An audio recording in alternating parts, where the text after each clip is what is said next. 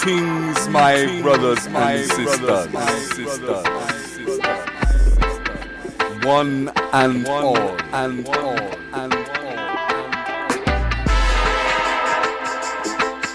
I would like to welcome the world.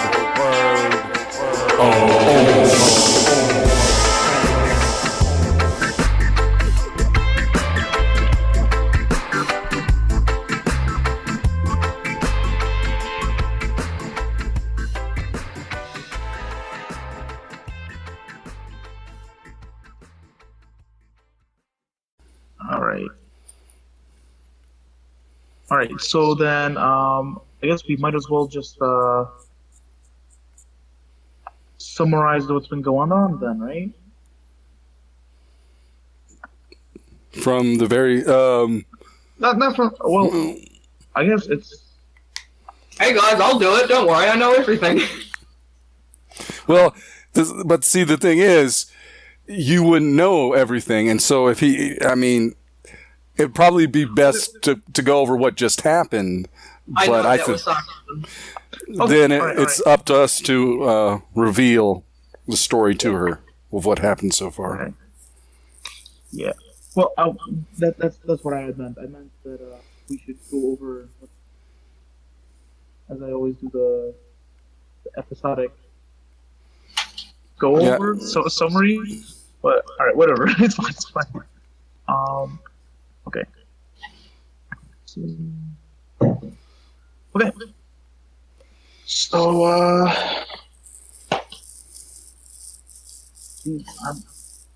I gotta try and get in the mood, just... Alright, okay. Just yell adventure really, really loud. I'm not gonna do that. Yeah, please don't. Alright, so... Last time in the world of OMOS, there's four adventurers, or adventurers might be too strong of a word. We might say illegal book smugglers, affiliated with an underground organization known as the Pages. You guys have found yourselves deep under I'd probably say within the subterranean vaults of Fort Nightfall, coming down to what looks like a more natural cavern than what the dungeon above looked like. Going down through here, it's kind of been the same. But it's been the same grind with skeletons, zombies, and different forms of undead just kind of appearing before you guys. But more recently, you guys came across a small group of cultists wearing black pointed hoods and long black robes, chanting around what looked like to be this glowing pentagram that's been smudged across the floor. You guys were able to dispatch them and come down to this lower level where you guys kind of went through the same thing, though the last room you guys were in, there seemed to be something of a tempting and tantalizing treasure, at least to some of you. And some of you decided to open up that treasure box, and it turned out to be a trap of sorts. But you guys were able to get out of it with your skin barely attached to your back. Yeah, I guess this is the best way I can describe it. By the skin of your teeth, is that a better one? I think that's a good one there. Alright, okay. So, regardless, you guys have stopped off at this other cavern, which splits off into three directions. Maza had found what looked like to be this large iron plate, almost like a small dome that covered a portion of the ground. And as you guys all began to filter into this room, you heard what sounded like this reverberation at the base of your skull, almost within your mind. You began to hear this raspy, whispering voice say, "Help me." And that's where we left off. Yeah, that's about right. Yeah. Sounds like you're really good at cliffhangers. I might do them a little too often, in my opinion. I mean, they can be a lot of fun, but yeah. All right. So that's everything that's happened so far. But between then, did you guys want to try anything?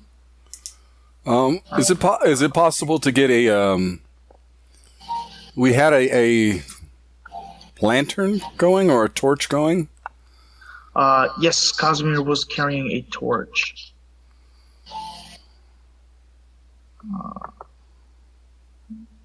I don't know why it's not showing up.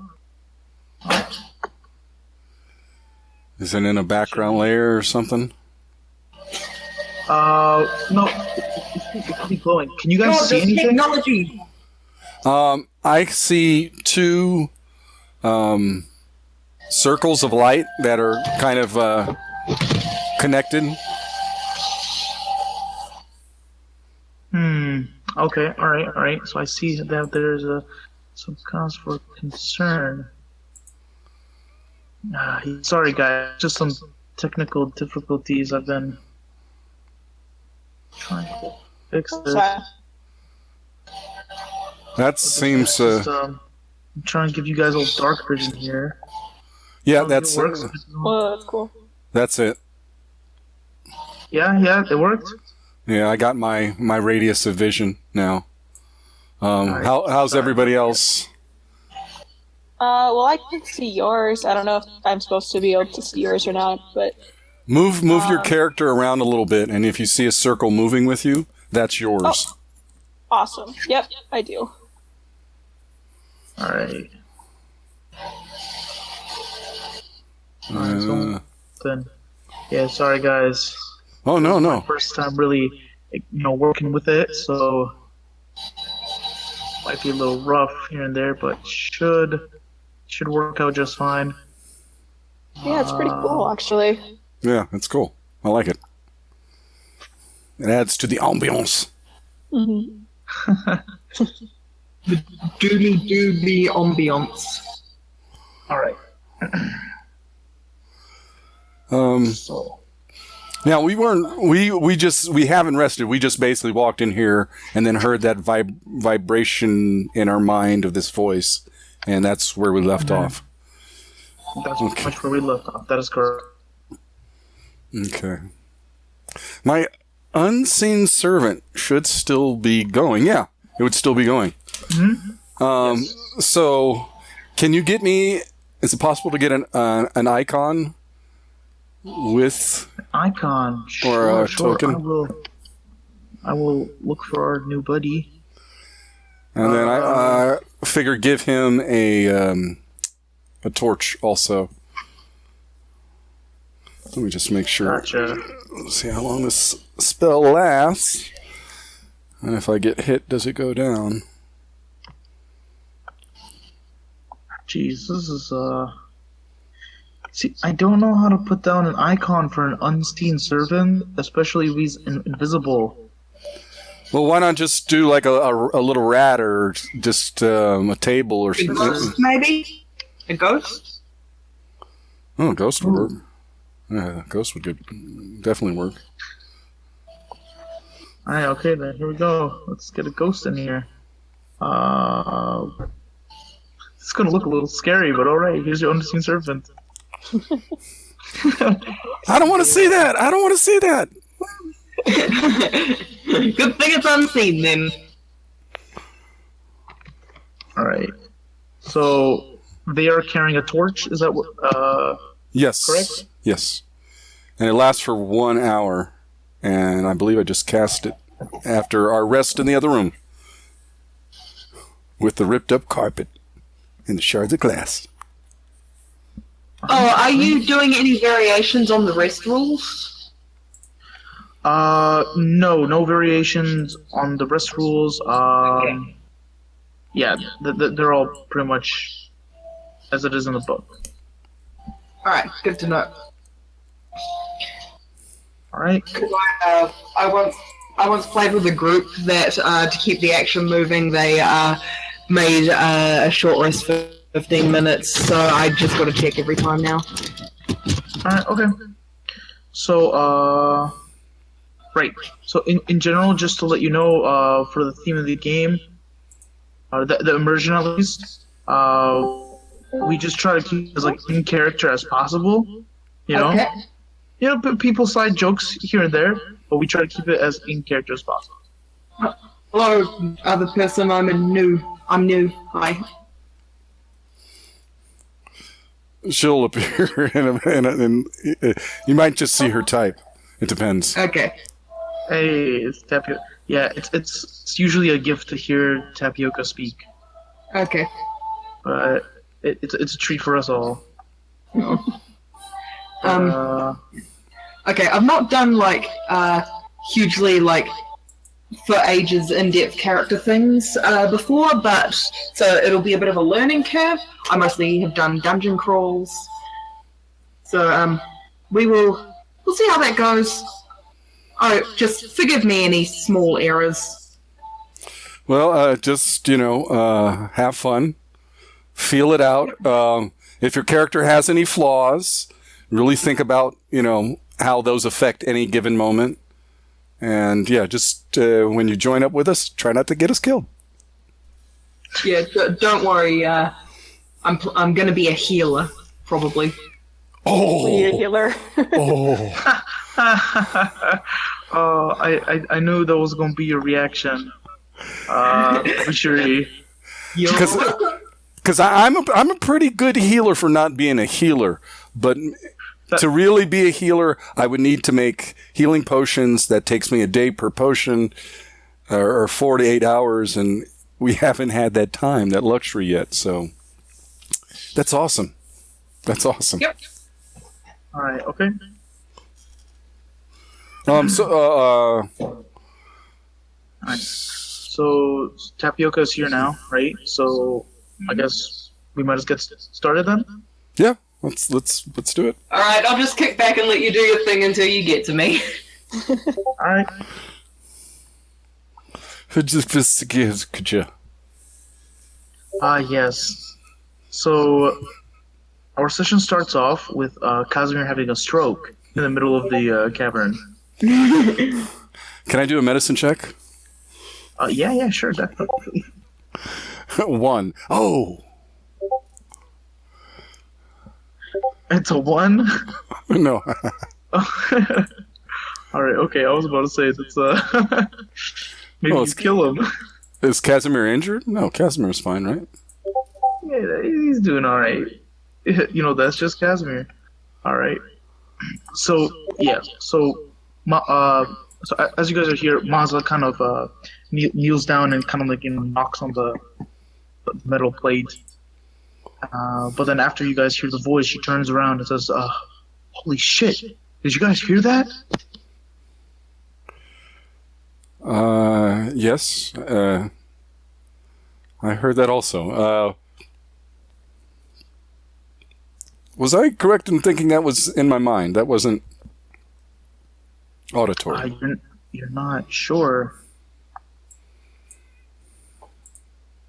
All you know is that when you heard that message, you felt almost as if like the area behind your ears, above your neck, it was almost just like shaking. Like it's kind of like the sensation was similar to when what's it called? Air pressure changes. Like your ears have to pop. Kind of the same sensation. Can I do a quick history check on things that have the ability to talk to you directly into the mind?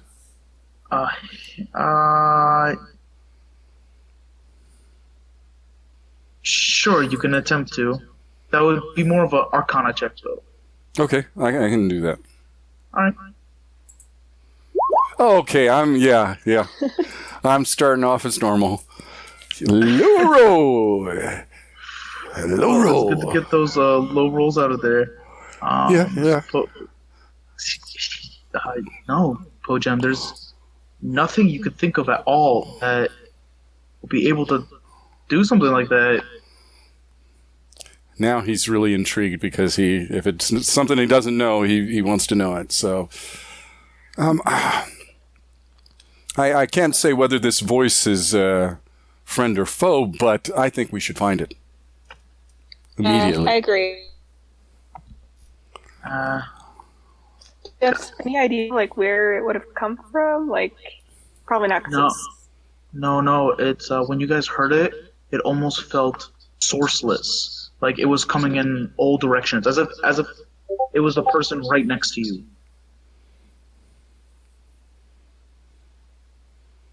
But yeah.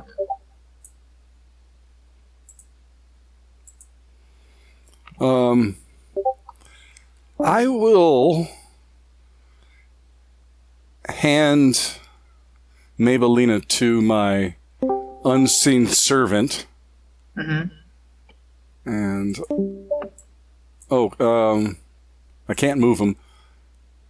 But could you move the unseen servant? Oh man, yeah. To there with Mabelina. All right, yeah, sure. Actually, I think I can give you control over the unseen servant. Or not, I guess. All right, so right over here. Yeah. Are you sure? So it begins to move. And so Mabelina, are you looking through Mabelina? first I will go over to Farron and I go, I'm going to be blind and deaf for a second as I look through Mabelina's eyes. Could you watch my back, please? Yeah, no problem. Thank you, friend Farron. Yeah. Mm-hmm. And and then I. Sure, yeah. So Farron, you watch as Po-jem's normal eye color just begins to cloud up as if like cataracts are beginning to form rapidly, and his vision goes blind, and he's just kind of like holding on to you, I guess. And Po-jem, you're now able to see through the eyes of Mabelina, your tiny. It was a ferret, correct? Weasel. Weasel, sure. Okay, gotcha. And so, I guess you can't sense anything. It's just sight and hearing, correct? Yeah, I don't believe it's anything magical. Gotcha. Sure. So, so Mabelina is being carried, and you look out as the unseen servant is holding the torch in its other hand, and it seems that at the end of the torch's light, cavern can move a little bit with its own little recesses and whatnot, but it looks like there's something of a beaten path that leads to the cavern, like it kind of curves into a different direction. It definitely looks like that this portion of the cavern or tunnel is not natural. It's almost been like carved away at. Okay. Hi. Hello. Hey, I'm the new person. Hello, I'm Sam.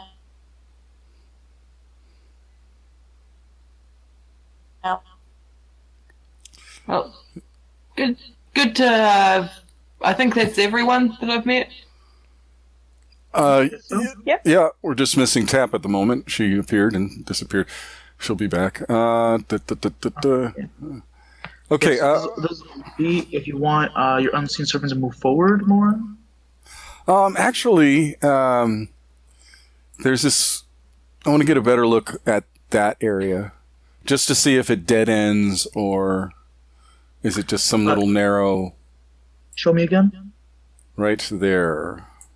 All right, yeah. So as it begins to approach, no, it does look like it just kind of stops off. The cave begins kind of round off in the corner.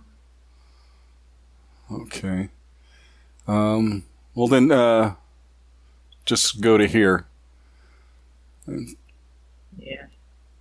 It looks like a recess. Make a perception check for me, Po-jem.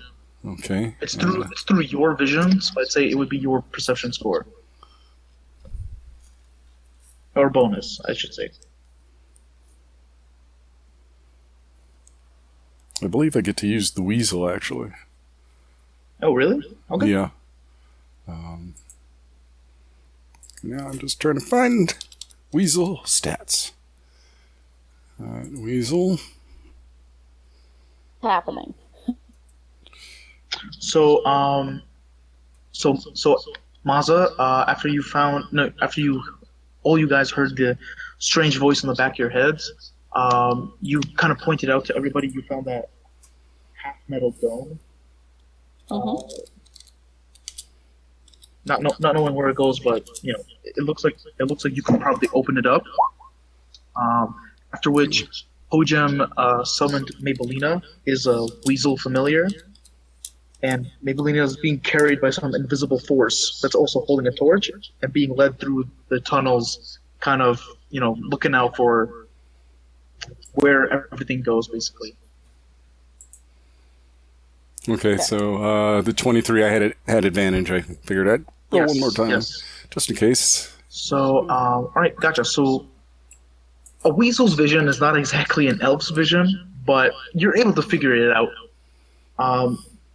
As Maybellina kind of begins looking around at the wall, the unseen servant gets a little closer. You can see in the recess of the wall along it is carved this large but eroded symbol of a raven, almost. Just kind of like the head with the beak open. It's a very simple design placed within a circle. Carved raven in stone. Yeah. Does it look like could be a possible doorway or? You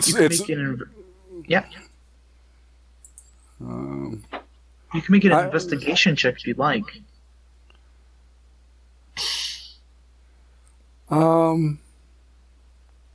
Okay, here. Basically, it's this emblem on the wall. I want to see if I can copy and paste it, maybe.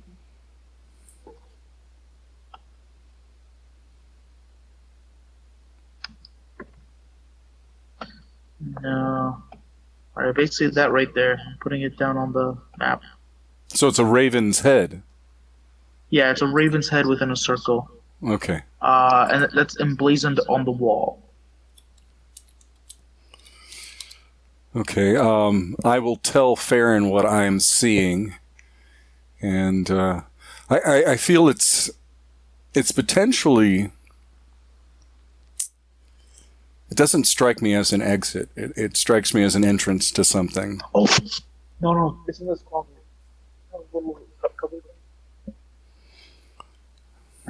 Well, you do notice at the edge of the torchlight that there is an entrance of a tunnel that leads forward to there. All right, I will move the unseen servant just a little bit this way. Okay, sure. As it moves, it definitely looks like that this carved portion of the tunnel is leading directly somewhere. It looks like it's kind of moving uphill almost. That's good. I like that. I will tell the unseen servant to come back, and I will return to myself. Oh,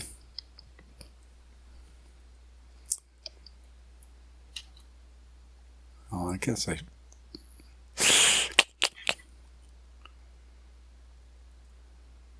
Actually, I'm going to go back into Maybellina, and I'm going to send the unseen servant northward to there. Okay. Sure. So your unseen servant carrying its torch is going to move up this way. Does it still have Maybellina, or did you take Maybellina? No, it still has Maybellina. Okay, gotcha. So immediately as the unseen servant comes to this point, you can see what looks like it's a faint purplish.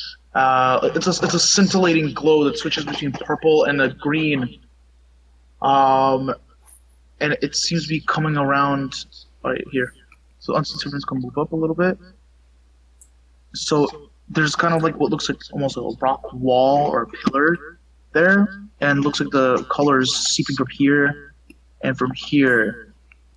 As Maybellina, though, you can hear this slow hum of just chanting, and you can hear almost someone speaking out of tune with the chant. Do I know what it? Can I understand what it's saying?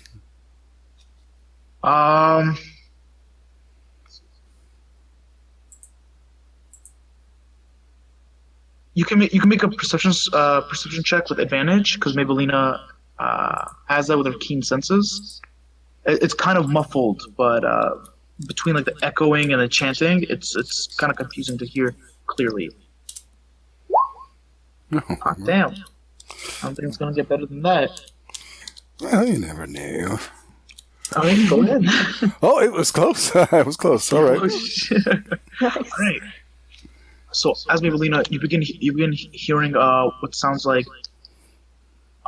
it's not a familiar voice, that's for sure, but it sounds like a man's voice, and he begins saying, "So now, my siblings, the Horned King's work will be done. Once we make the last couple sacrifices, then the night under the fort, he will be ours. He will be condemned to servitude to the Horned King." So And yeah, they're doing something for the Horn King's benefit. yeah, it sounds like it. I wish I didn't hear that. Okay, I will call the unseen servant back. All right, sure. And I will take maybe. Before Oh, go ahead. it Sorry. moves back, I should have tracked this. Before it moves back.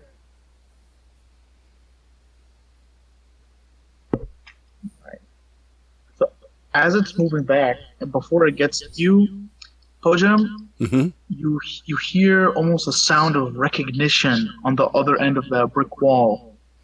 As the unseen servant is moving towards you, you almost hear a, "What's that light?" I turn to Farron and I'm just like, oops. So he so Farron, you realize he's deaf and blind, so he's just kind of giggling him just to himself at this point. But yeah, your unseen servant maybe kind of back towards you. And I will come back to myself, take Maybellina, and I'm like, I think we're going to have visitors. And proceed to... I will scurry. Grabbing up the hem of my robes. And I'm like, we've got folks coming.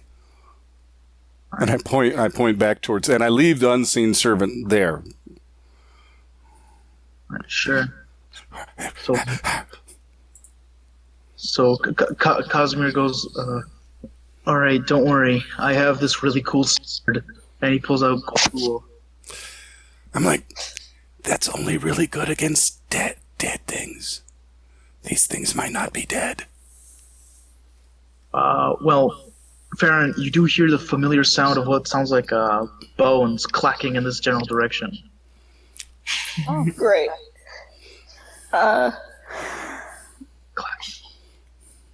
clack, clack, clack, clack. How close does it seem? It almost seems just around the corner.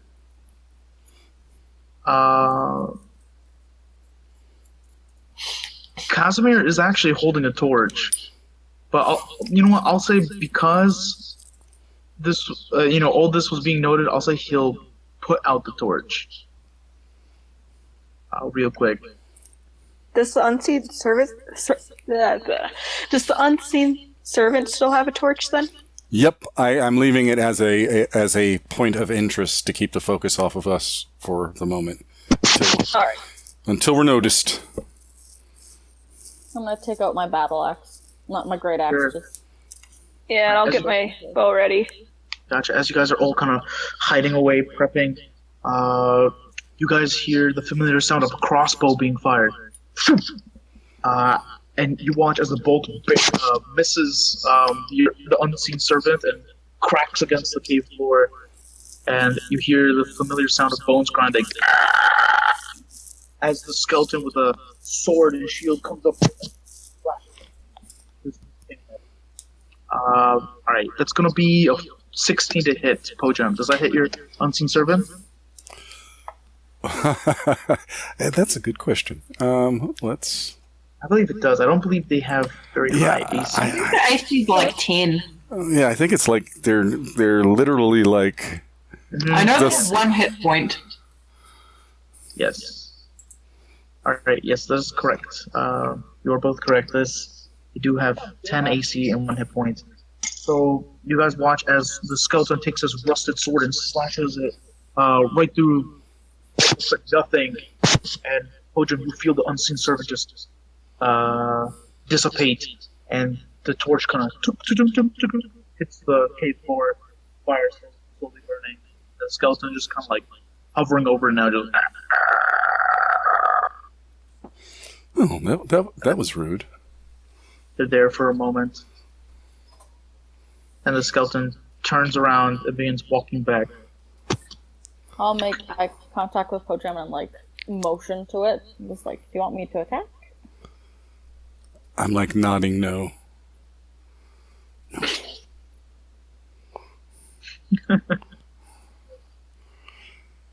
And I'm like, What's going on? I'm waving over Casimir and Mazza. Okay. Welcome back. Look back. Oh yeah, now I have to be my character. Yeah. Oh, yeah. I can't remember who's who yet. Someone else do the bring up to speed thing. Who's leaving me down? Or did So- you guys, or did you tell Sam and Tap about the like dynamic lighting and stuff? Right. So, Yeah, so it's like, what is all these lines? right. So Sam and Tapioca. So what's going on is I've upgraded the game to the Plus account Roll20, so we get this handy dandy thing called dynamic lighting. So now, as you walk through the dungeon, you'll basically be able to see through your dark vision as if you actually had dark vision. You know what I mean? Cool. Like you'll be able to see around corners and that type of stuff, That's rad. instead of me having to reveal entire rooms. That's cool. Yeah. Where's my boy? Oh, I moved the wrong character. I'm sorry. Ooh.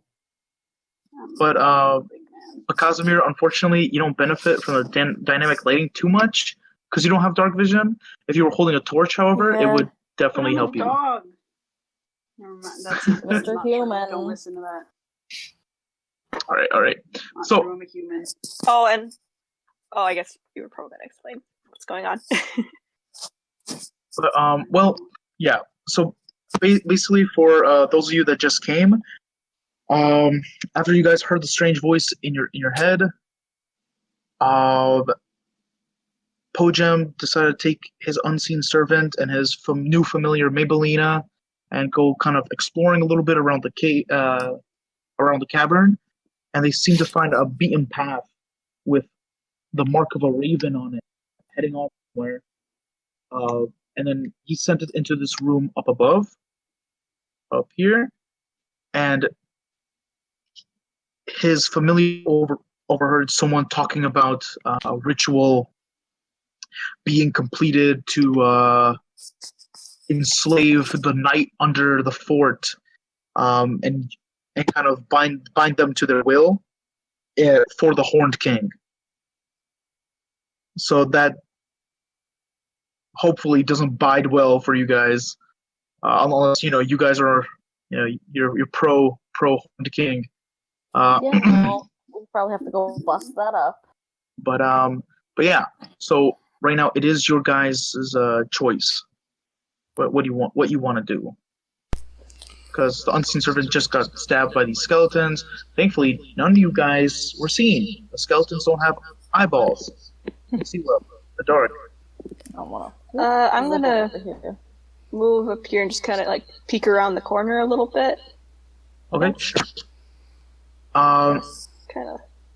So as you peek around the corner, it looks like you can fully see what looks like a skeleton with a light crossbow, and kind of these other two skeletons they're just kind of shambling there. They're just kind of standing in place, rocking back and forth. They wear what looks like to be this deep green but rotted looking scarves and like maybe capes, clothing, similar to what you've seen before on those other skeletons. All right. Yeah. Another detail is around this part, you see what looks like to be a faint purple turning to green, turning back to purple glow that's kind of slowly flashing. That probably leads back to the cultists. That we're probably at least to the same area that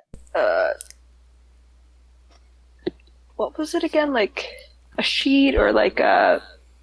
Yes, there was this large drape, like yeah, a hide, made of like hides, and that one large banner. yeah, but that belonged to the Tuskwood swords. Yeah. So. It is my feeling, though it will be hard. I think we need to disrupt whatever they are attempting to do. As I told you before, my healing is spent. So if we get injured, we might have to then immediately rest again fully. I believe there's a dirt path down, and I point down the way where the raven's head symbol is. There appears to be a dirt path that is moving upwards, and I know that's where we've been working our way down. We definitely need to head upwards. So, and there's still this area over here, and there's that crack in the wall, like way up there. And my curiosity, I must examine that thing on the floor. But I think first we deal with these people. And I just say, we need to catch them by surprise. We need to hit them hard. We need to hit them fast. Keep distance as much as possible.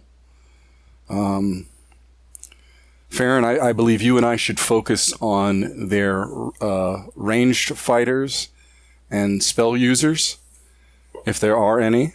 And Casimir and Mazza, if you can just guard our front and just beat the living crap out of anything that comes close. I think we can survive. But if it gets to a point where we're fighting a losing battle, head down to the dirt path I told you about, and we'll just book it out that way. But that's only as a, oh shit, we're about to die. Distraction, run. So. Yeah. And it seems that there's two entrances into like the chamber with the cultists. Do we want to split up like 2 and 2 or? That might be a good idea. Have you and Farron go down one and then Casimir and myself down another. One striking first, then they'll like focus on us, and then the other group striking. Yeah. Yeah, that'll work, I think. Yeah, I think me and Farron should go to the hide flap. We bust through there and create some noise. Start fighting people, and then you guys can go through the weird shimmery shit. And Mazza, take Maybellina with you. Let her ride on your back. Okay. If I have one spell left, and if you or Farron gets injured, I can cast a spell through her to you. Okay. All right. Well, And who's going to attack first? The first group that gets noticed by them. All right. Well, I guess the first group that gets sight of them should start attacking. And then the second group will then attack. So whoever gets there first. All right. okay.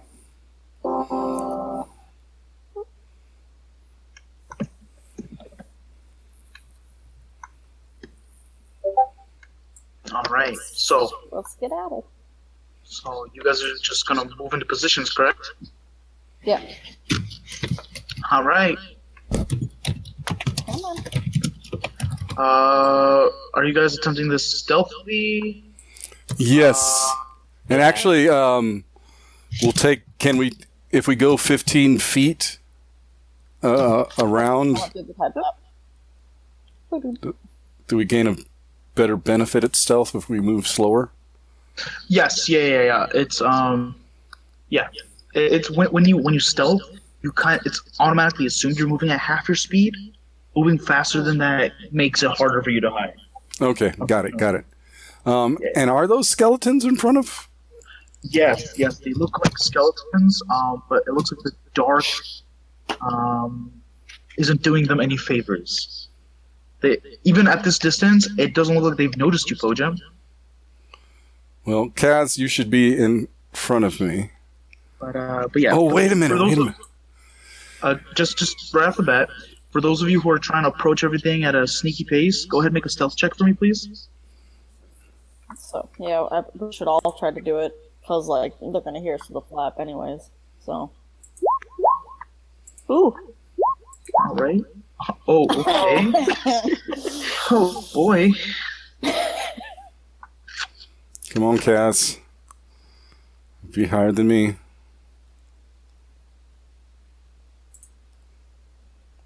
I think you're gonna have to roll for tap. Oh, God. Cosimir's dead. Okay. I'll roll for Cosimir real quick. Go. Here we go. Let's roll for stealth. Okay. Better than mine. Wow. All right. Okay. This is interesting stuff. You guys are paired off really well, at least. I'd say overall, as this would count, I guess, group stealth, 2 separate groups. On average, you guys aren't doing too bad. We're all it averages out to just a little bit above average. Better for Farron and Masa. Yeah, just about so. It averages out to 12 for the ladies and 11 for the guys. Well, anyway, so you guys are approaching. Which group would like to go first, and what? Ladies first. Okay. So, we're just gonna run in there and just start attacking? Okay, sounds good. Sure. Is that the plan? All right. So then, before you guys start this, let's roll for initiative real quick. This is a surprise round. This is a surprise round for you guys. So you're basically gonna get a free turn. So we'll see how this turns out. All right. Awesome. Even better. Even better. Oh, I got to roll for Cosimir. I forgot. Come on, Kaz, get over a 10. I need everyone to chant together. Casimir. Casimir. Casimir. Not 10. That's, Okay. All right. Didn't Well. over 10. But It's better than normal. Still last, but that's our Casimir. Okay. So, all right. first this time. That's surprising. So, Maza, it's your turn. What you trying to do? I'm just gonna rage and run in there. Just wah! You're just gonna burst in there. All right, gotcha, Just gotcha. gonna run. Yeah, and I'm gonna attack this guy. All right. So as you go charging, you throw open this wide curtain, and let me just describe to you real quick. So before you was a dark room with this gently pentagram in this room. You've seen the pentagram before, with what looks like to be 5 hooded figures. The 5th figure, though, is dressed somewhat differently and much more regal, a much more regal black cloak, and their left hand almost seems to give off this slight green glow. In the center of the pentagram, however, you see what looks like to be a man still alive, with their mouth gagged and their hands and legs tied behind them, and they seem to be struggling. And you just kind of hear, "Mm!" All right, what are you doing? I'm gonna attack the guy in front of me. Attack the guy in front of you. All right, go for it. Boop. What was that to hit? 19. 19. God damn, that's definitely gonna hit. Be a hell of a game if it did not. Okay, so that's So 19 put you in right there. total. Holy crap! Yeah, that's 19 points of damage. You just kind of come up with your great axe and you go in for a swing. And as you swing in, you kind of slam it into their shoulder. They scream and they kind of drop their staff with a skull on top of it. Can I go with necrotic damage for this one, actually? No, unfortunately, when you use okay. at 3rd level, that's when you decide when you want to go radiant or necrotic damage. Oh, really? I thought it was either or. No. It's Okay. it's a permanent thing. I mean, you could look it up again to double check, but I'm pretty sure it's you just choose that damage and that's what you get stuck with.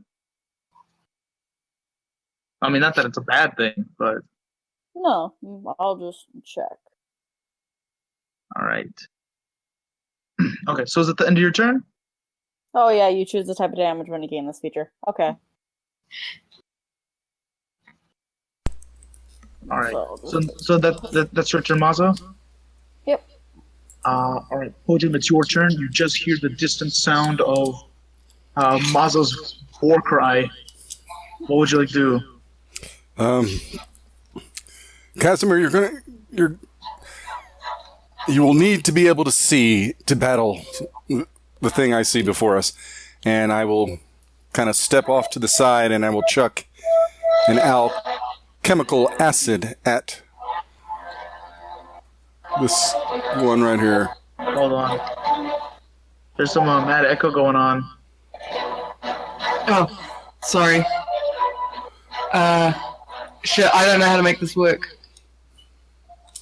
Oh, you're it's the game music. If you go into Roll20, the little I can turn off the game music? yeah, cog icon upper right corner, Yep. my settings. I think I got it. Yes. When things play out of my speakers, it goes into my microphone. I don't know how to stop it. Gotcha. Sucks. Sorry about that. It happens. I Thought there. I used to play all the time like that. It used to drive me crazy. Mm-hmm. All right. Take some fire. Oof. Oh, so what are you doing? What are you doing here? Alchemical fire this time. The skeleton. Yeah. It's just to help Right. Casimir really see. Because I know Of course. I know it's dark. All right. So a 20 is definitely going to hit. It's not good. 7 points fire. It's not maximum damage, but it's still pretty good. Still pretty good. All right. You know, Kaz can see now. You know. Yeah, so as you kind of crack this bottle, it looks like a bottle of henny. As you smash it across the back of this skeleton, it just cracks, and this flame just erupts on whatever leftover garments the skeleton still has, and it just got. The skeleton slowly turns around to look at you, Po-jem and Casimir, and it looks even more horrifying now as the skeleton is basically ablaze. It's China. I was thinking the same thing. All right. So, Po-jem, is that your turn? Would you like to move? Let me see.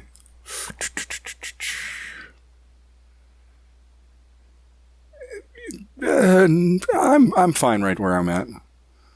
All right. I'll say this skeleton is giving off like 10 feet of light. All right. All right. So that's the end of your turn. Farron, it's your turn. Here, I'll move. Can I like hide behind the drape a little bit? Yeah. Yeah, sure. I'd say so. Yeah. All right. And like I'll open it up a little bit and I'll aim at this one.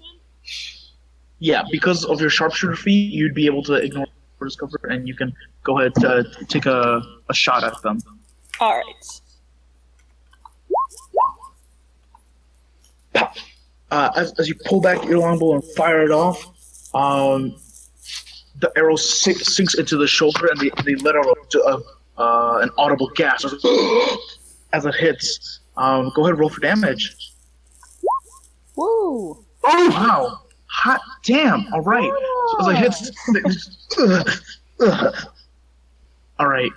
So that's your turn, Farron. Yep. All right. It's gonna be Casimir's turn. Casimir is going to. Oh, I don't know. Casimir, it's your turn. What are you gonna do? Right on time.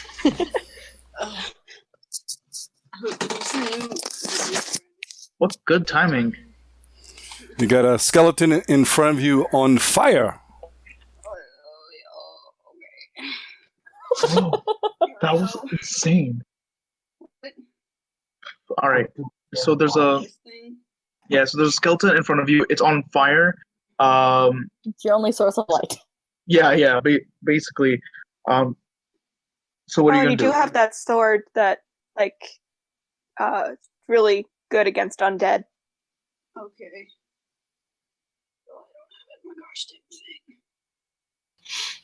Wow, I don't have like my hit points low. Alright. Is it like, can I hit it with a sword without hurting myself? Yes, you can. You can. Here we go. Where's the new girl? I don't know if she's a girl. May not be. Well, my character isn't.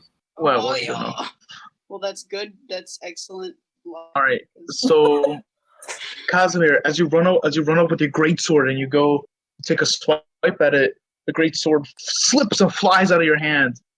She's really confused. And ate some dinner and came back and was like, oh.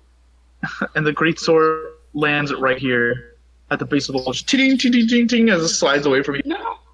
And the skeleton in front of you just kind of turns its head back. It looks back at you like, really? Well, I can't touch him. Never mind. Can I intimidate the skeleton into not making fun of me? You may attempt so. Yeah, you can make an intimidation check. Oh, mine is 6 now. I think so. I gotta change that. Just pretend there's an extra 3. All right. Okay. All right. Yeah. So the skeleton's gonna kind of lift up its hands like, okay. All right. Sure. So let's calm down. We're attacking each other. Let's chill. All right. So is that the end of your turn, Casimir? Or would you like to move anywhere? Oh, yeah. I'll go get my sword. Where is it? The yellow thing? All right. Sure. You will trigger an attack of opportunity though if you move past the skeleton.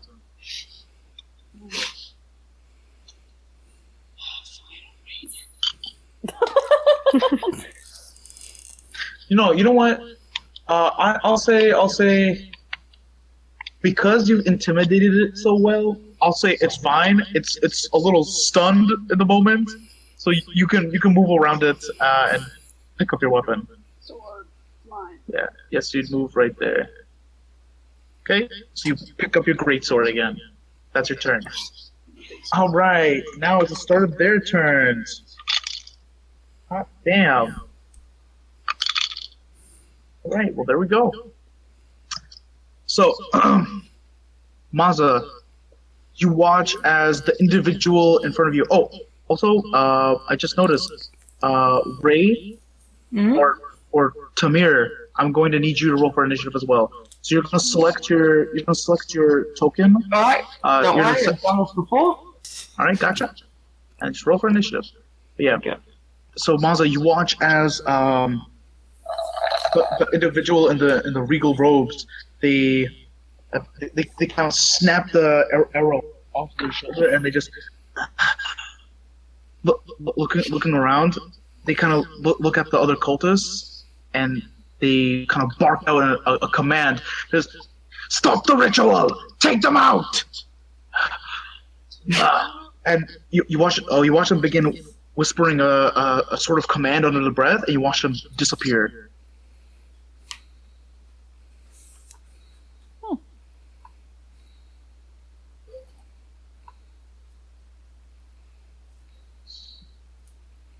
All right, so that's going to be their turn. Now, Maza, it's your turn. Okay, I'm gonna attack him again. All right, the individual in front of you, go for it. Yeah. All right. So as you go swinging for the great axe, this guy, after you get hit by an axe once, you gotta learn from your mistakes. So he takes a quick duck and dodge, and you miss your swing. Can I try to frighten him? How? Like, intimidate him, kind of thing? It's like, make him scared of me? Okay, yeah. Do you have any specific way of doing it? What are you trying to do, exactly? Just, like, yell at him out of frustration so bad that he's scared of me. I don't know. Alright, sure, go for it. Yeah, that works. Go roll for intimidation. Alright, I was gonna say you had advantage on it, but that is your advantage. Yeah. And that's okay. That's so as you yell at them, you watch them look at you, and their hood falls back, and as they look upon you, I mean, you don't recognize this person exactly, but they turn around to look at you, and they almost begin shaking. Their knees are like knocking together, and you hear them whisper under their breath, "It's you." Bro, it's extremely hot. Stop doing that. All right. So, all right. So that's your turn. Yeah. All right. Po-jem, it's your turn. Okay. Cosmer has ran past you to retrieve his sword. I say hi, guys. You're hearing some commotion beyond, deeper in the cavern. Well, I'm going to, this time, chuck an acid. Mm-hmm. The one in front of me. That's All right, go ahead, roll to hit. 17. 17 is definitely going to hit. And 2d6. Come on, high. 7 again. Wow. All right. As you toss another vial at it, this time it cracks, and you can hear just an audible as it begins melting away at its organic skeleton structure, and a lot of its already rotting armor. And as it begins melting, the skeleton just kind of like flails around for a little bit, and then the necromantic energy just dissipates, and it just falls back down into a pile of dust and bones. Very interesting. That's so cool. Would you like to move? Yes, I will move here. Okay. In the dark. I move 5 feet to the left. And that's into your turn, Po-jem?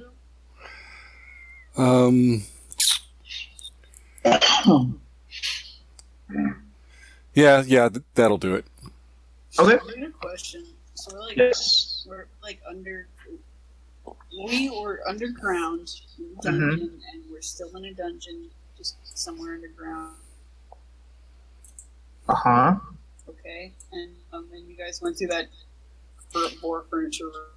Now you're here. Okay, cool. I got it. Thank you. No problem. You just kind of rationed to figure that out on your own. Yeah, I'm always confused. I don't know. I'm having a hard time keeping track of the story because I always have to dip out for like 30 minutes.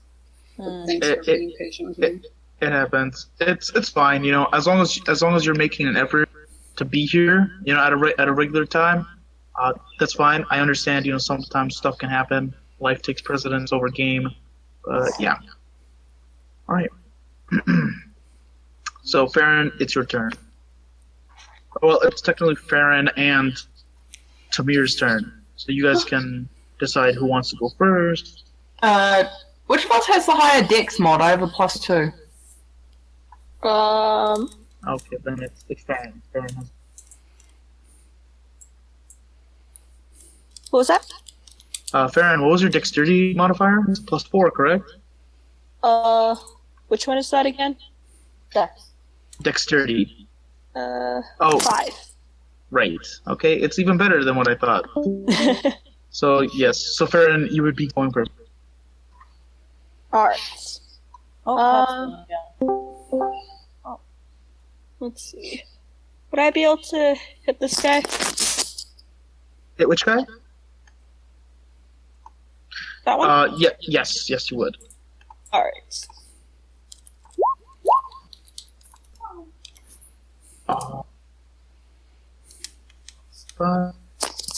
Alright.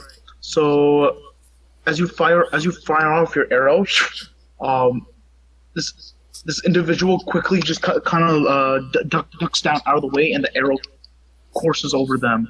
Unfortunately, it misses. Ah, okay. Yeah. Did you want to do anything else?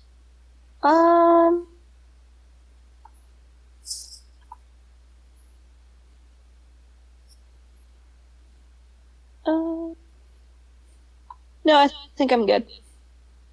Alright, gotcha. Okay. So that is the end of your turn. Tamir, it's your turn. Okay, so just to be clear, what exactly is my situation? Have they covered my mouth? I know I'm tied up. Yeah. So they've gagged you. They've gagged you, and your hands and feet are tied behind your back. Okay, well, in that case, since I'm a bard and I need to be able to talk about anything, I would like to just try and just see if I can wiggle out of this. Alright, okay. Okay, so how are you going to try and escape the bonds? By basically fiddling with the knots enough so they're loose enough I can slip my hands out. Oh, gotcha. You can try and make a sleight of hand check. Sleight of hand? Mm-hmm.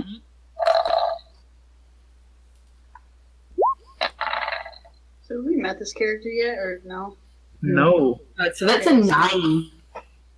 9. Alright, okay, so you're starting to work at it. It looks like they've done a pretty good job.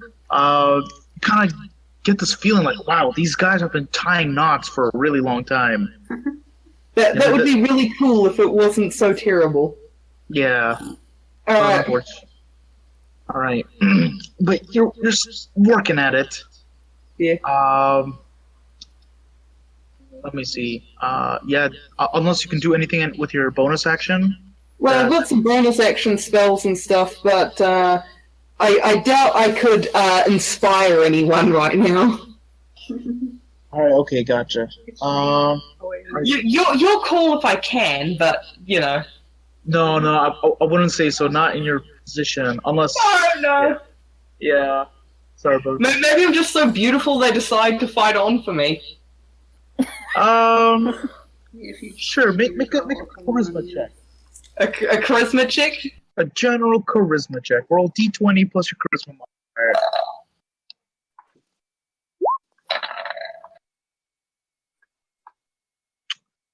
Well, Well, Mazza, you're the only one in clear view of this man. On a scale of 1 to 20, they're like a 12. Whoa. Okay. They said you were super beautiful. I am though. Wow. I have an amazing mustache. It would like Oh, you have a bring it way mustache? up if it wasn't Okay. covered by the stupid gag. I thought you were like a really girly looking, beautiful dude. Okay. I mean, still be beautiful than mustache. Yeah. So there's that. I mean, you know. Yeah. If only she wasn't a lesbian. Well, it's not just that. You know. Yeah. People can still be good looking to to other people, even if it's not a sexual interest. Yeah. A very Slightly higher than average. looking fellow. All right. Slightly higher than average. Just like Or like, a work of art. So Mm. yeah, they're like a Picasso. Hey! All right. Missing one ear and everything. So Tamir, that's going to be your turn. Casimir, it's your turn. okay. I can't see in the dark, even though I'm a normal human, but I wish I could see. everyone else. Well, that skeletal body is giving you some help there. I cannot even see my character. So I'm just gonna walk away. I don't need to deal with these skeletons. How far can I go? Is this far too far? You got 30 feet of movement, so you're just kind of feeling amongst walls, pretty much. Just stumbling around. Yeah, but you do feel a swipe at your back as you stumble that far. Ugh, Nah, does a 14 hit you? I don't think so. No. Yeah, I think. All right, yeah. So you feel this pointed blade just kind of scrape against your armor as you run past something. I'm angry. Can I throw a swing at whatever hit me? Yeah, sure. While you're moving on your way, go for it. What are these things that are around here? Cultists. Here? So they're not skeletons. No, this was the thing that swiped at you, so you can go ahead and take a swipe I at was it. gonna say use my gun, but like I don't think I can aim when I can't see, so I'll just use the big old sword. Well, you can aim it, but you're effectively blind. Yeah, Unfortunately, but it is. I wanted to hit the head, and I can't see. Gotcha. Yeah. That's fine. So it is. So it's but the mic doesn't work. All right, so it's a dark, so it is with disadvantage. So as you swing your greatsword out at the skeleton, you also hear a ting, but you're not sure. Well, I thought you said hear they it were contact. Oh, that's okay. So you're swinging. Yeah. Go. I thought that's what hit me. No. Okay, well, I'm over here now, so that's what I swung at. Give me 1 second. Yeah. The 14 unfortunately won't hit the cultist either. The cultist seems to kind of parry your sword attack with its own weapon. I'm angry. But now I can see this strange fellow. Need some help. Not looking too good there. Hear me? Yeah, I can hear you. Okay. Just double checking. Do something real quick. Okay, so Casimir, that's gonna be the end of your turn then, right? Yes. Okay. Alright, Mazza, it's your turn. Or no, actually, it's not exactly your turn, not yet. It's the cultist's turns. I almost forgot them. One of the most important people here. Who rolled a natural 1 on initiative. Oh no. So, Casimir, you swung at this guy. You know, this is his day job. You know, it's kind of rude, but whatever. He's gonna turn around and he pulls out a dagger and attempts to swipe it at you. but he rolls a 6. So as he lunges for you, you kind of grab the arm holding the dagger and shove him back. And he's like, ah! Intimidation. As he rubs his arm. Maza, the cultist you swung at, he's going to move away from you. He's using the disengage action, however. So you don't get to take an attack of opportunity. 10, 20. It's going to be all the way back here. Coward. You know what? He's going to move over here, actually. Alright. So this other individual, however, he's kind of pulled back 5 feet, and he begins casting a spell. As you watch this red glow appearing in his staff, you're familiar with it somewhat. He throws this ball of fire out of it, but it goes right past you, Maza, to whoever's behind you. So Farron, you see this ball of fire coming straight at you. Could I? Goodness gracious. Fire. Alright, so that's gonna be a 12 to hit. Would I be able to use absorb elements on this? If it did hit you, you would. Okay. But unfortunately, it's nowhere near you can see with your 3/4 cover, or I would say half cover actually. So the ball of fire actually slams into the drapes that you're on, and they just burst into flames. Great. Okay. This is fine. This is fine. Would I be able to take a step back from the? Okay, yeah. But if you do take a step back, the drapes are gonna close, and you won't be able to see what's going on the other side. So it's up to you. Can I take a step forward? Yeah, you could do that. Okay. Alright, you go. I mean, you have 25 more feet of movement, so wherever you'd like to go. I'll just. Well, it's not my turn, is it? Oh no, it's not your turn actually. I'm sorry. That's my own poor memory. Alright, so if you could just put yourself back where you were, so just let me know the Kurt's on fire. Okay. Yeah. So that's that guy's turn. This individual over here, he's going to say, the rest you have to continue.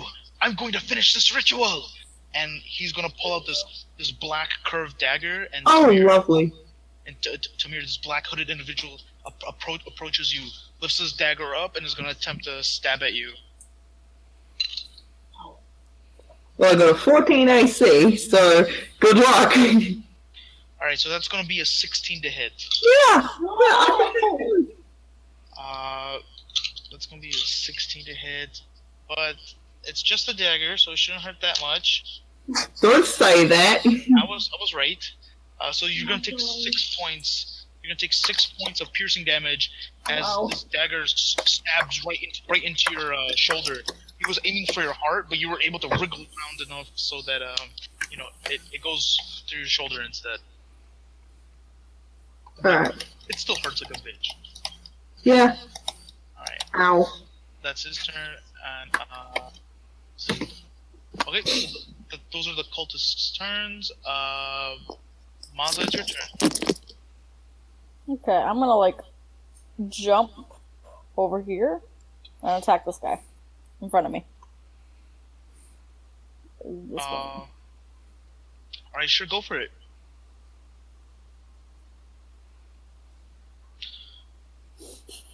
I'm rolling a lot of 14s. Yeah, man. Yeah.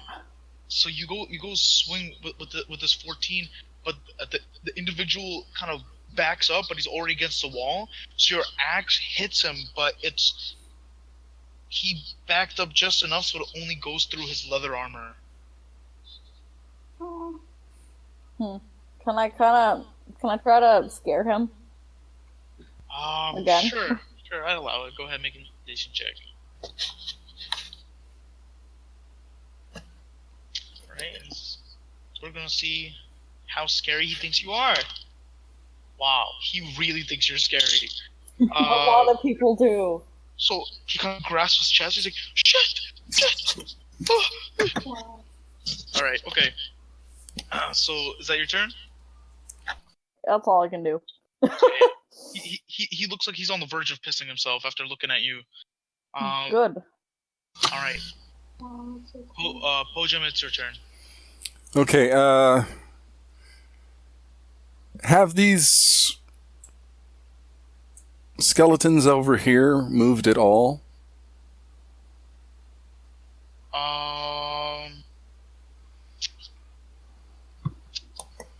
Like, are they turning towards the commotion? Yes, I'd say so. I'd say so. Yeah, they're probably turning towards commotion. We'll say that it's because they have no brain, that they haven't been doing anything, and we'll just not blame me for that mistake. But yeah, they seem to be distracted by what's going on. Okay, hold up a second. So now, is it possible to do an action and run? Or is my action running? Well, there is the dash action where you move double your speed, and that is an action by itself. Unless you were a rogue, per se, where you were allowed to do that as a bonus action. Okay. Damn.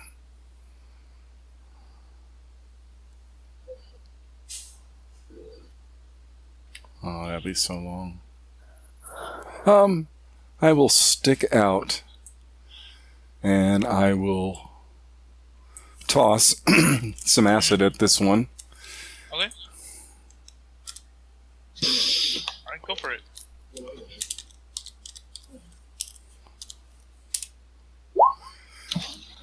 And I missed. Alright, yeah, so this vial goes and lands on the ground, and you can see with your dark vision the portion of rock it lands on begins sizzling and bubbling with this like soft vapor coming off of it, and the skeleton turns around to look at you, or in your direction at least. Okay. Then Po-jem will move right there. Okay. Run away! So as the skeleton turns to you, you just bolt. Alright. Is that your turn? Yeah, that's my turn. Gotcha. Okay, Farron, it is your turn. Is this like a pillar or something? Or is it just... Okay. Yes, this and this. They're like natural stone pillars that kind of reach from the floor to the top of the cavern. Okay. Yeah. What's this white square right here? Oh shit. I guess it's miscolored. May have been my own fault. Let's see. I will move up here. Okay. Then let's see. Is this the other cultist up here? Yes, that is the other cultist up there. Okay. He has ran and hid. Actually, how far is that? I'll actually go up to him and I'll hit him with my short sword. Oh right. Okay, so you're gonna run up to him, going directly diagonal from where you were. Yeah. Right. So like from like that, right? Yeah. All right. Okay. So as you run up to him, you go swipe at him with your short. Go ahead. As you run up, he's like, ah! He screams. Oh crap! This is gonna hit. Ow.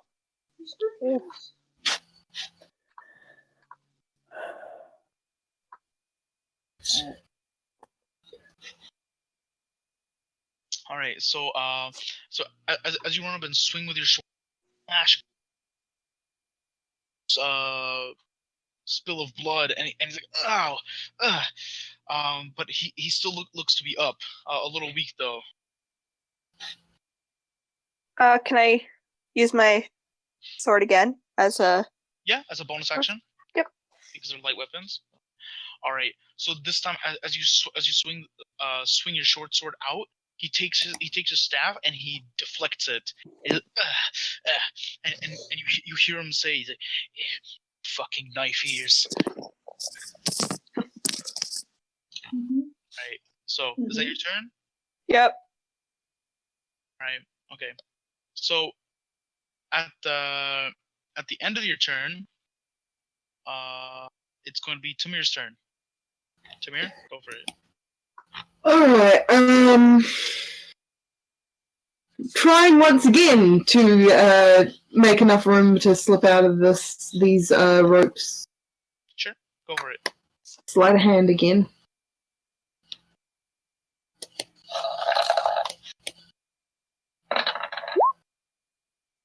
$19.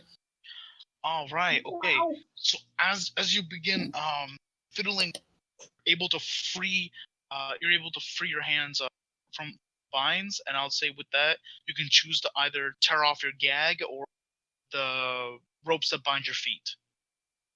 I'll tear off the gag. All right. Okay. So that's your entire action. It's breaking out of hand restraints and gag. Your feet are still bound, and so you sit upright. Is there anything you'd like to do? Yes. Is there anyone who's looking really, really beat up near me that is not an enemy?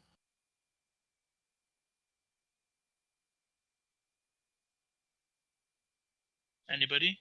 No, I don't think we've really gotten hit at all.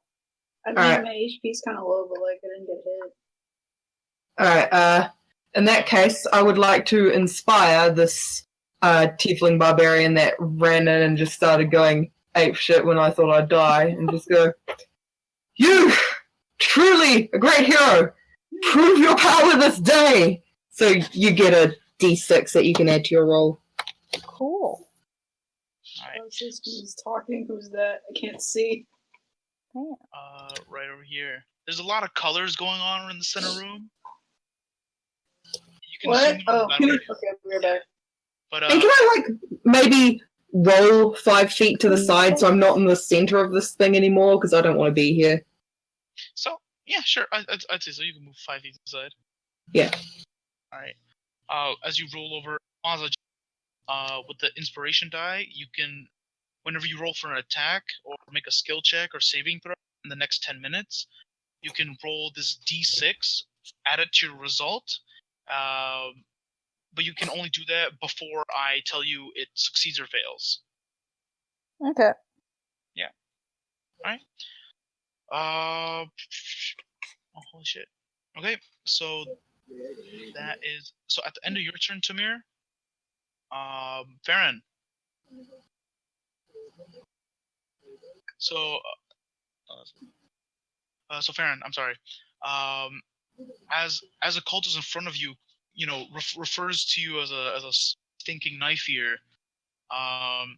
You hear this familiar voice, just, "I'm the only one that can call a knife ear." And you see this small green figure just kind of run out of the shadows with 2 shivs, and plugs them both into the back of the cultist. Hey! And the cultist just kind of like squeals in pain and drops dead. I was wondering what happened to him. Right. And Medj the goblin kind of appears and looks up at you. Farron kind of gives a small nod. I'll knock back. All right. So, that's Medj's turn. Casimir, it's your turn.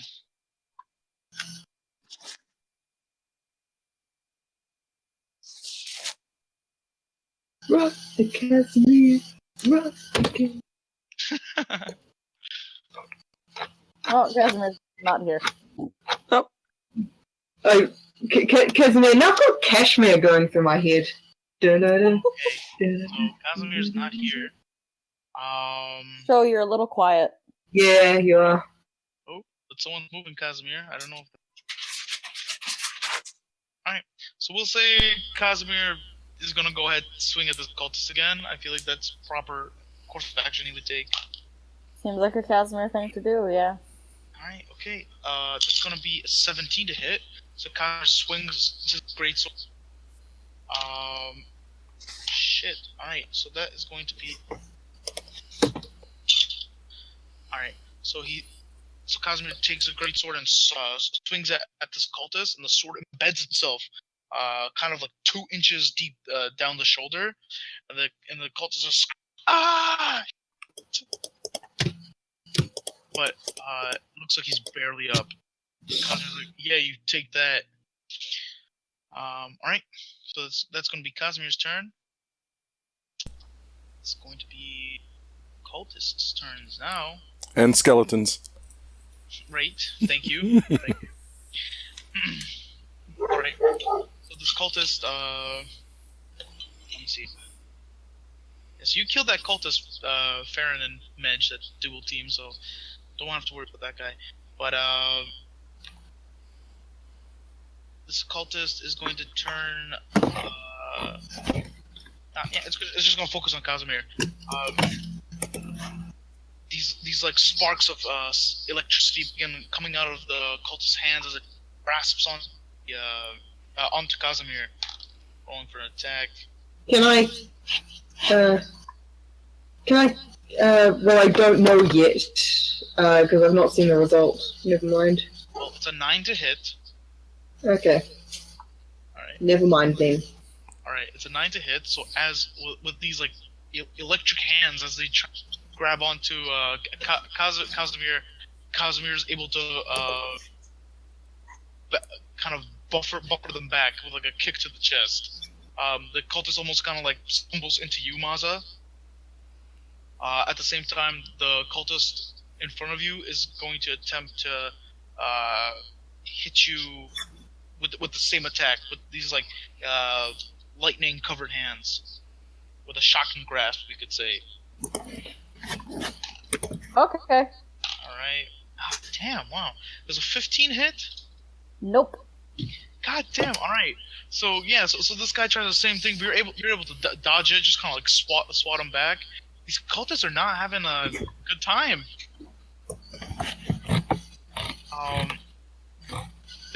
This one back over here is going to go over to Utamir.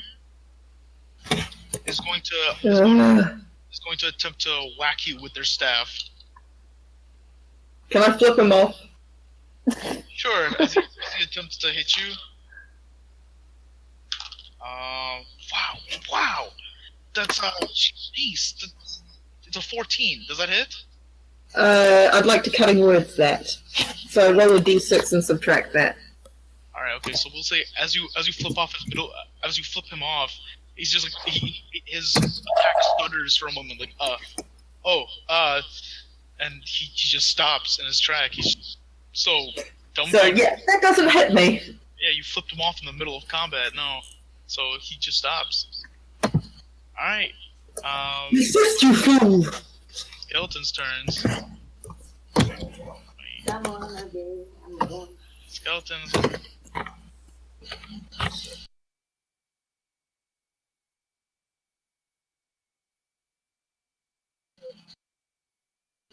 Alright, so Po-jem, the skeleton kind of begins running after you and stops right there.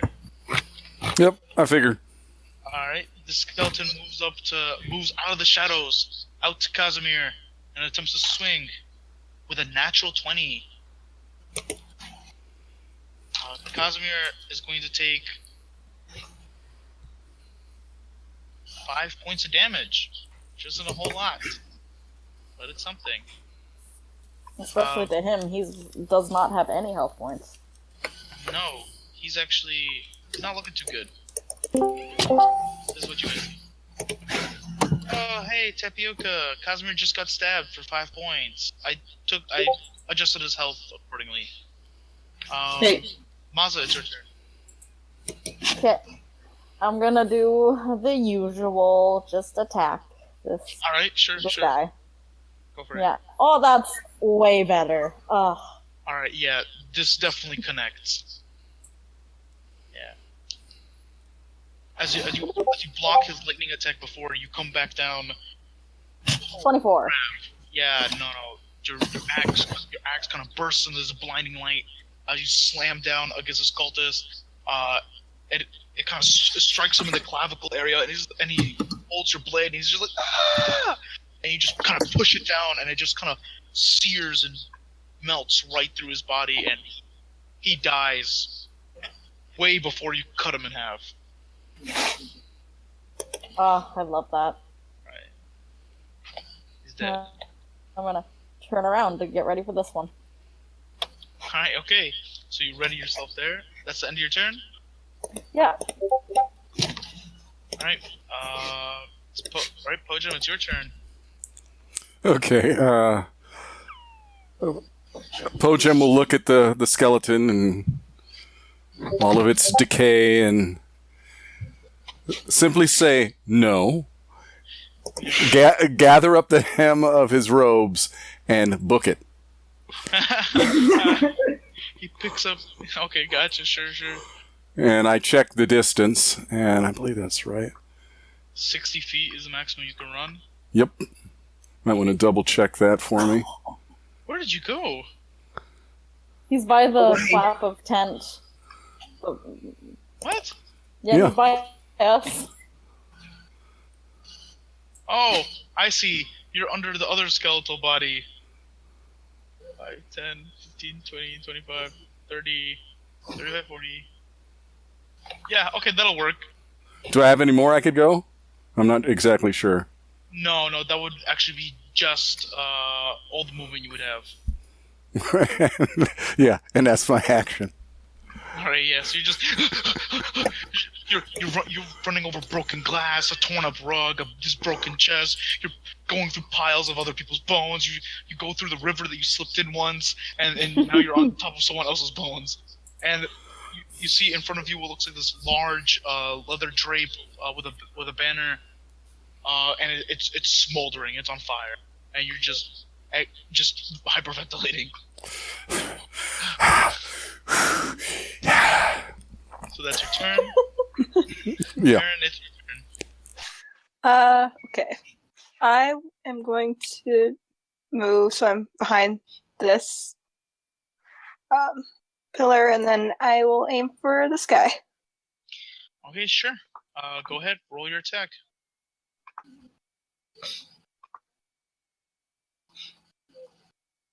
That, unfortunately, is going to miss. Okay. Yeah. It barely misses, though. It's very close. A lot of 14s tonight. Yeah. Alright. Okay, so that's, yeah, unfortunately, that's going to be your attack as you fire off the arrow. The individual looks over to you and is like, shit! Alright.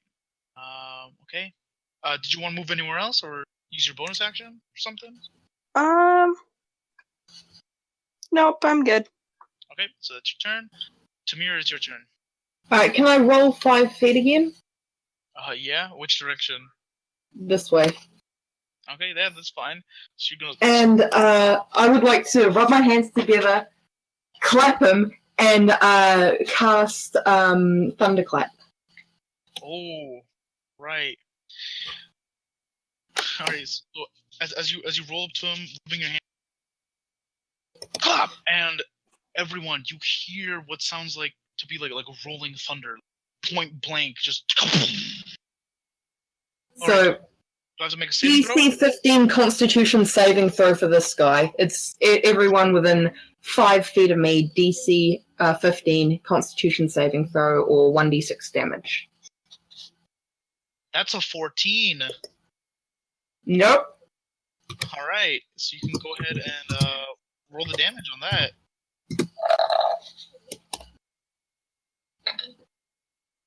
Three damage.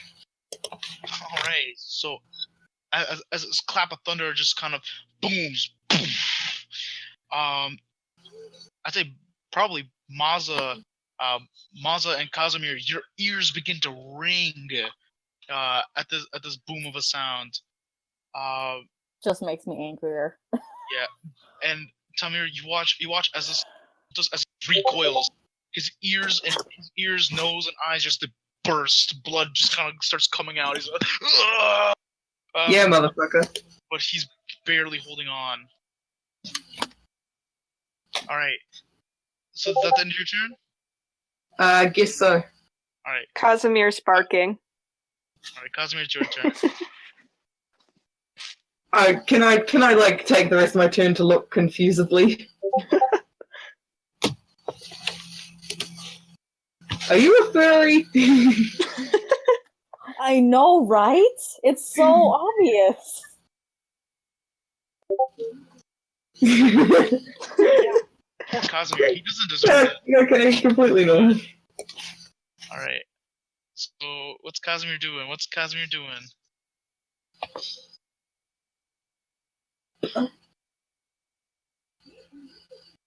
Casimir gonna end his turn there.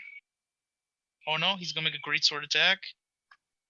I don't know if it's the skeleton or the cultist, but it misses either way. Doesn't matter. No. Swing your great sword. The target's able to dodge out of the way. Yeah, he's shook by the clap of thunder. His game is off. All right. So Casimir, that's gonna be your turn, unless you'd like to move.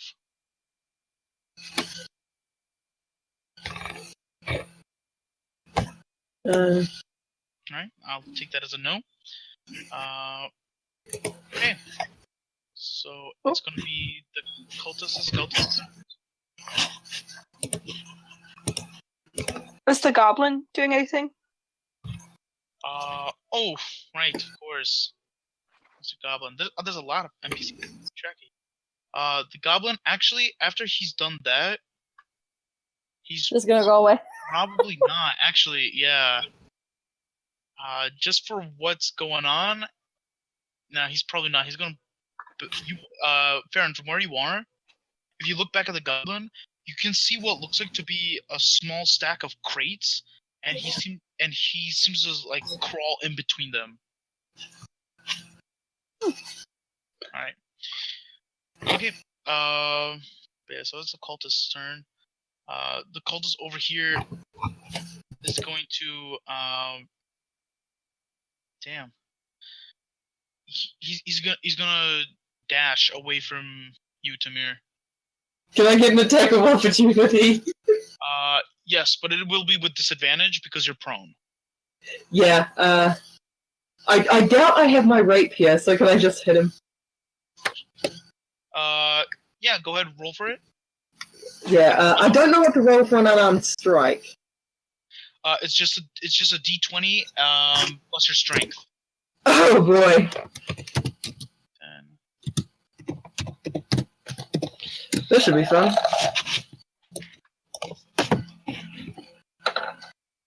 No. Alright. No. So he runs past you, Farron, but he's not close enough for you to take a attack of opportunity against him. So this individual is going to kind of like stumbling after himself as runs past, just saying like "fuck this shit," just kind of like running off. All right, so that's that guy's turn. This cultist is going to turn to you, Maza, and he's gonna get on both of his knees, and he's gonna start begging. Oh. Please, don't hurt me, please. I'll tell you anything you want. Just don't kill me. That might be incredibly smart. I just yell from the distance if I can. And then this skeleton is going to run up to Casimir here. And it's going to make us... Oh, God. Okay, yeah. So you guys watch as this skeleton goes to swing at Casimir with its arm, with its sword, and both of its arms just kind of fall off. And its sword goes flying in a different direction. And it's just kind of staring at both of its shoulder blades, which are now empty. And it almost seems to give off the motion of it sighing, just... Alright. Yeah, you can just glare at it. It'll glare right back at you with its socketless... with its socketed eye. Sure, go ahead. Make an intimidation check.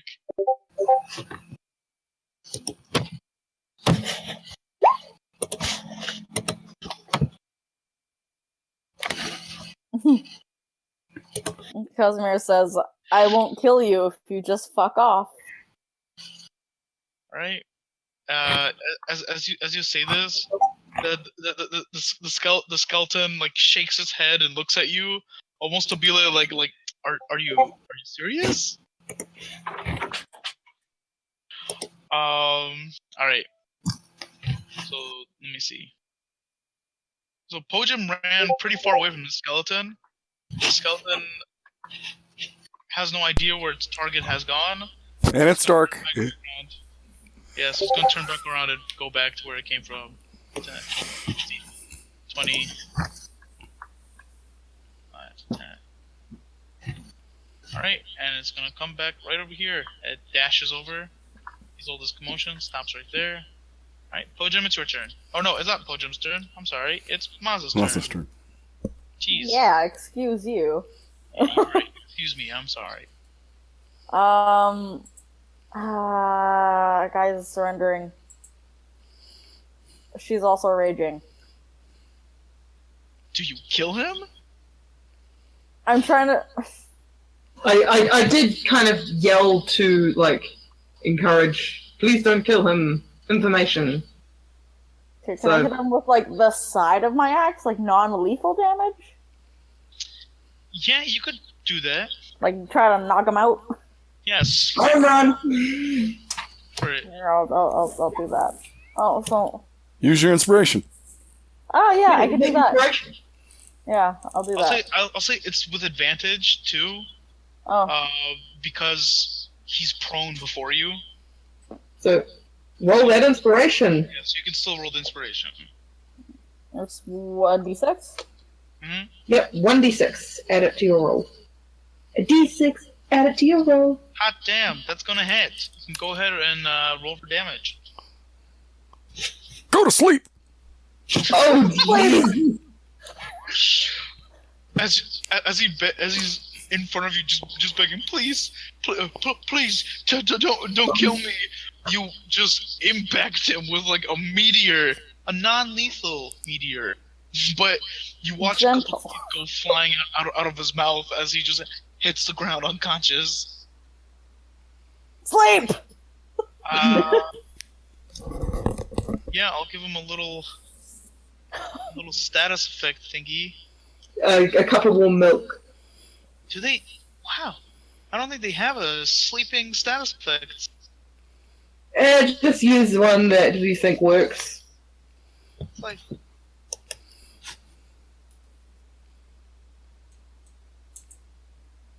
Sure, you know, whatever. I'll just... Oh, I guess this one kind of looks like it's sleeping. Yeah. Right. Yeah. Wait, so is that the end of your turn, Mazza? Do you want to move anywhere?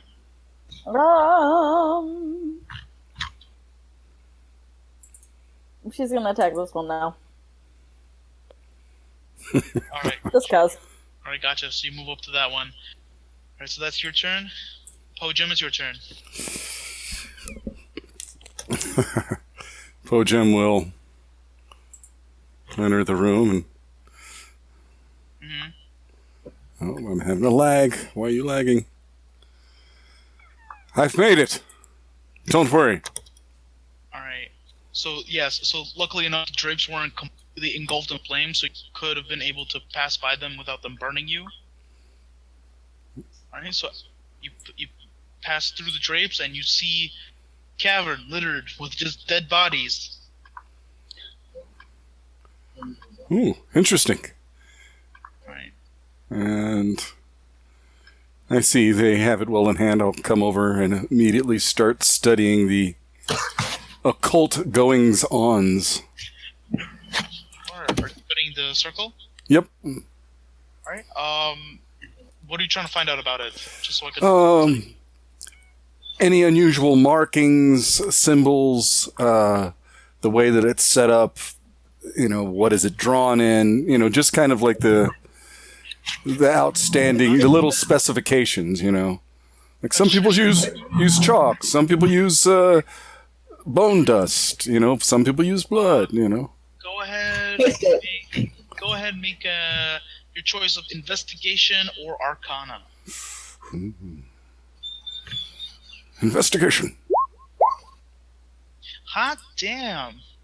Alright, so as you're looking across it, this pentagram is glowing, but it looks like made of this thick liquid-like material, almost like a sap or like a syrup.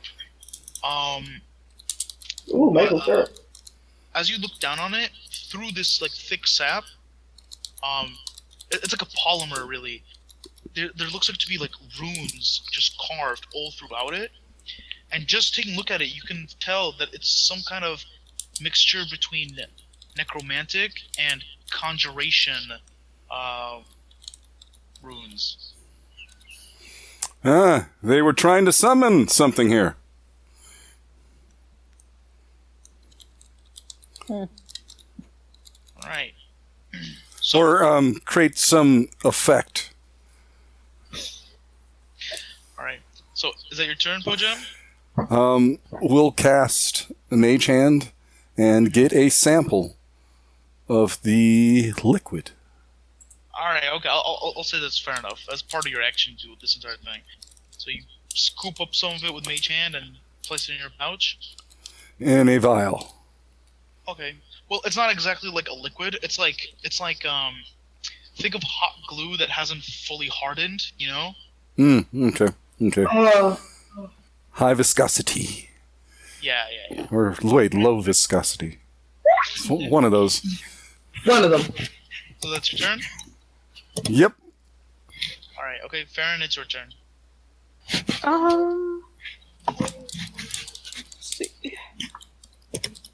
I'll move out a little bit, and then I'll aim for the skeleton over here with the crossbow.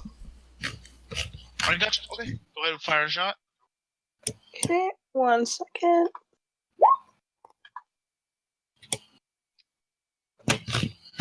That's definitely gonna hit. You can go ahead and roll damage. Wow, hot damn. Alright. So you fire off an arrow, and it slams it right in its skull, like right through the eye socket, cracking a huge portion of the skull. Its little chainmail helmet kind of falls off, and just like as like it's like a third of its skull has like broken off and has like landed on the ground. It doesn't look happy, or maybe it does. You're not completely sure. All right, so that's is that the end of your turn? Yep. Okay. Tamir, it's your turn. I'd like to pull these ropes on the legs off. Sure. You can go ahead and make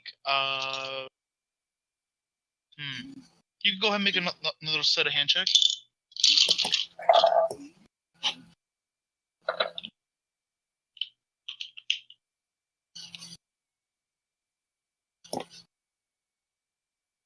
Well, guess not.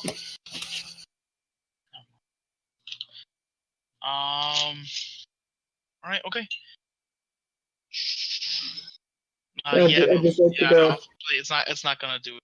You know what? I'll give you advantage because your hands are, Okay, well then that's a natural 20. Yeah. So I'll say it's good enough for you to be able to tear them off. You find out that even though their knots are pretty good quality, the rope is not. So it's easy enough for you to kind of like tear it apart slowly. Yeah. Yeah. So I stand up and toss the rope over my shoulder in a very fashionable panache type way, and seeing there's a bunch of people up here, I'm figuring that's probably safer. I'd just like to 10 feet. That's probably reasonable. All right, sure. Yeah, you'll move out of the way. All right, that's the end of your turn. Yep. Okay. Casimir, it's your turn. Is Casimir here? Yeah, Casimir's here. Hit the skelly bones. All right. Okay. They are flanked, so it is with advantage. So 19 is going to hit. You can go ahead and roll for damage. That rhymed. Leben. All right, awesome. So you bring your greatsword down, and you just crumple the armor and the bones together, and the skeleton just kind of collapses in one motion.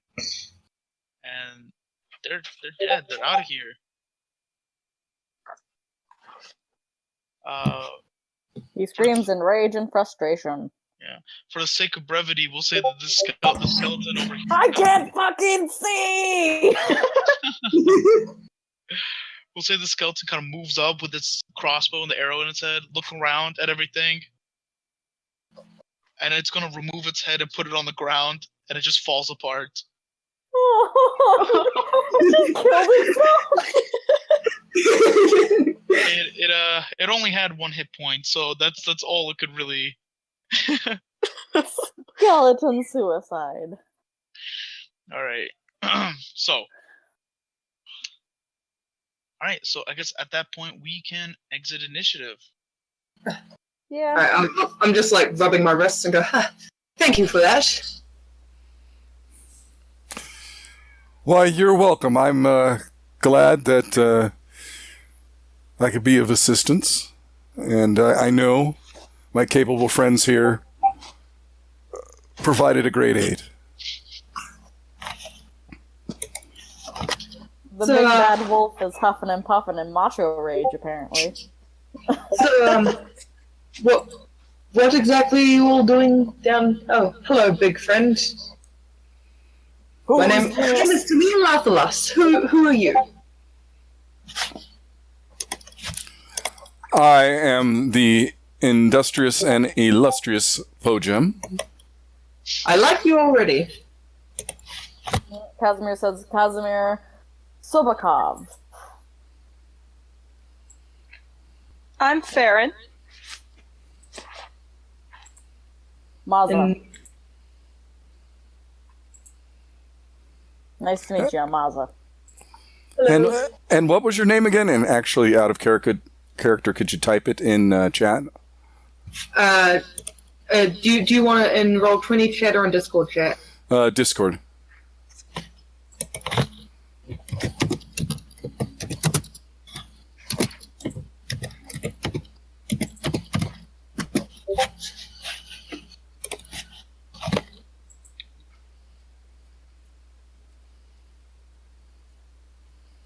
I am Tamir Lathalas.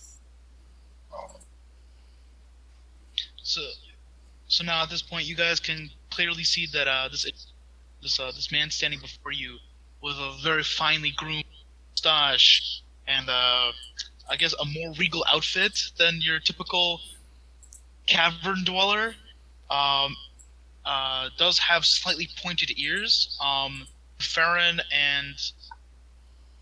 Farron and Po-jem, you guys can readily notice that this individual is a half-elf. And I've got a lovely mustache and a big toothy smile. I will say greetings in Elven. I'll switch to Elven. It's just going. It's been a while since I've been speaking this particular language. Kaz is right. Kaz is completely correct. This Tamir is what you'd call a dandy. How tall is he? Just out of curiosity. I don't fucking know. Let's say Was that in character? 5'5"? Is that tall? Is that short? I don't know. Congratulations. I just want to know if I'm still the shortest person. You want to be the shortest person? Huh? Do you want to be the shortest person? Because I don't want to steal your thunder if you do. I don't care. I just want to know. Everyone else here is so tall compared to me. Like everyone, I'm 5 foot. My character's 5'5", and everyone else is like over 6 feet. All right. Yeah, Po-jem is 6'6", and he's a beanpole, lanky body. Yeah. Basically, like the little picture, the icon, my icon. Yeah, Maz is what? 6'3"? It's wonderful meeting all of you down here. Now, I have to ask, do you have business down here? Because I have business down here, and I get the feeling we may be able to help each other out. Well, we're just trying to get out, because we were up in the fort when everything happened, so yeah, we're just trying to leave. The DM hasn't told me about that yet, so... Well, we're... Oh yeah, the dead is starting to attack everyone upstairs. Oh, well, that sucks. I've been down here for a while trying to track down a book. I was hired... well, I don't know the name, but I was hired by one Sandor Notner, and he says it's a scripture used by the cultists. It's pretty recognizable. It's bound in human leather with a bloody handprint on the front. That is pretty recognizable. Okay. Well, you're in luck, because we are pages. We get... Would I know what that is, since I'm from not here? DM? Oh. So? He's probably dealing with something right now. He'll be back on. All right, let's just roll with it for now. Speaking honestly, we are more interested in becoming pages of well-known. Right now, you can say we're in the beginning stages of it. So to call ourselves pages might be a little bit overzealous. Now, you guys have been doing this not as long as I have. Just... Well, out of character, I'm trying not to give out all our cards in one... I know. But I will do a deception check, because I'm trying to say that we're technically not pages, that we're just trying to prove ourselves to the gang. Oh, no. Show there? I don't think I believe you. Alright, so Tamir... Oh, you're really quiet. Right. Hello? Yeah, you're really quiet. Really quiet. Yeah, something's wrong. You've been that way for a little bit. Yeah. But, it's really quiet. Okay, give me 2 seconds. I think I can fix it real quick. 1, 2...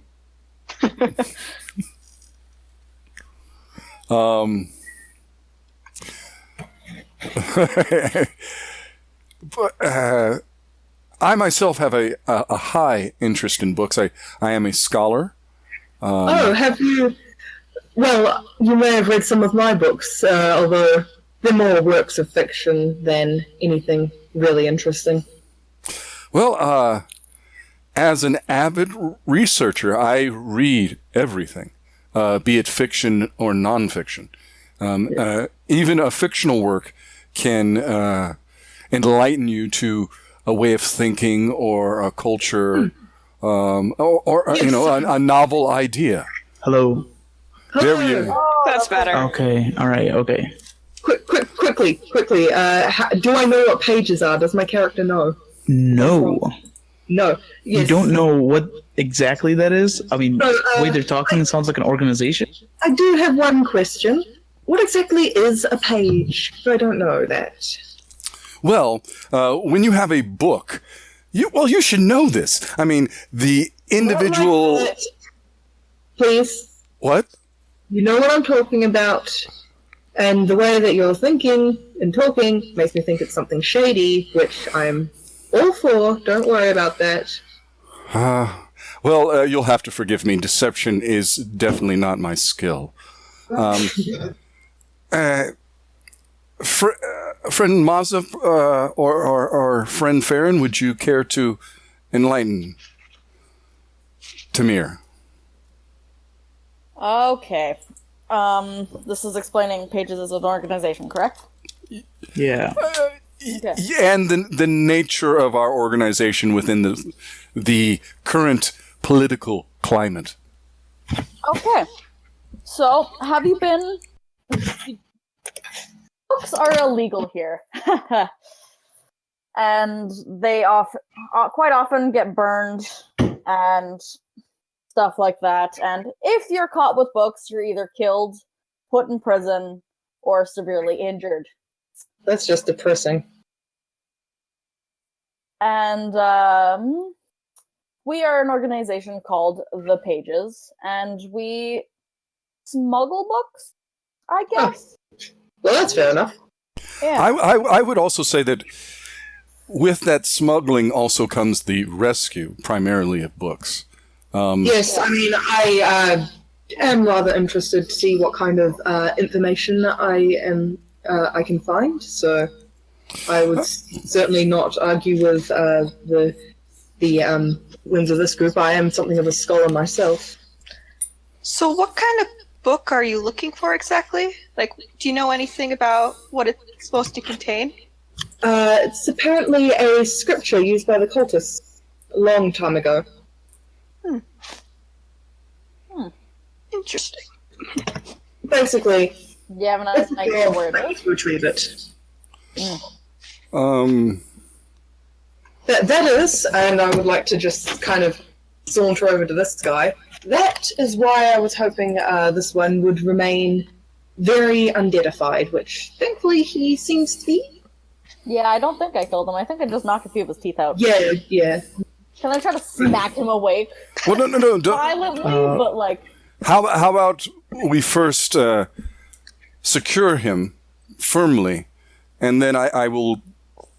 I mean, if he tries to move, I can just grapple him. Oh, by the way, guys, I'm re-met the goblin friend of ours. Oh, up that way. You have to catch me up to speed with a lot of things because I have not seen any goblins. Yeah. Yeah. We met a goblin down here, and he doesn't particularly like or he doesn't he doesn't really like us, but he's an ally. Yeah, he's kind of just neutral. So Tamir, so just letting you know, in your travels, you have seen goblins before. You're not entirely wholly sure about nature, but you have seen them kind of gathered in small groups, usually in some type of manacles or bondage, usually around high elven traders that come from the Silgasian Empire. Yeah.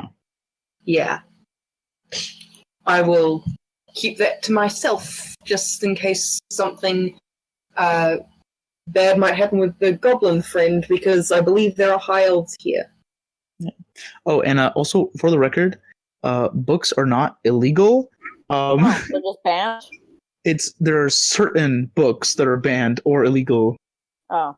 Yeah, no, this is not every book. Okay. No. If books were illegal, I mean, I wouldn't have written any. It just wouldn't be worth it. Yeah, it's not every book. It's some books. Yeah, I was going to say something, but yeah, I correct myself. It's fine. Just yeah. So I'm sorry. Yeah. Continue. And I'm still trying to smack him awake. Oh, gotcha. Sure. After a couple tries, back and forth like 8 times. We've tied him up, right? We've tied him up. Yeah. Okay. Sure. Can I perform a medicine check to aid the process of bringing this What's a person medicine back? modifier? Sure. Go ahead. Wait, how I stop him. Are you good at medicine? Are you good with medicine? I'm decent. All right. Okay. Po-jem begins kind of inspecting the individual, and through this strange method of just physical violence and medicinal knowledge, you're able to hasten the awakening of the captive. As the individual wakes up, you see the eyes lull and then flutter open beneath the holes of the pointed hood, and they just kind of look at you. I take the hood off. Yeah. Hello, friend. You live. Right, as you pull it off, you see that the eye has kind of like shut on the left side of the face where Maza's axe made impact.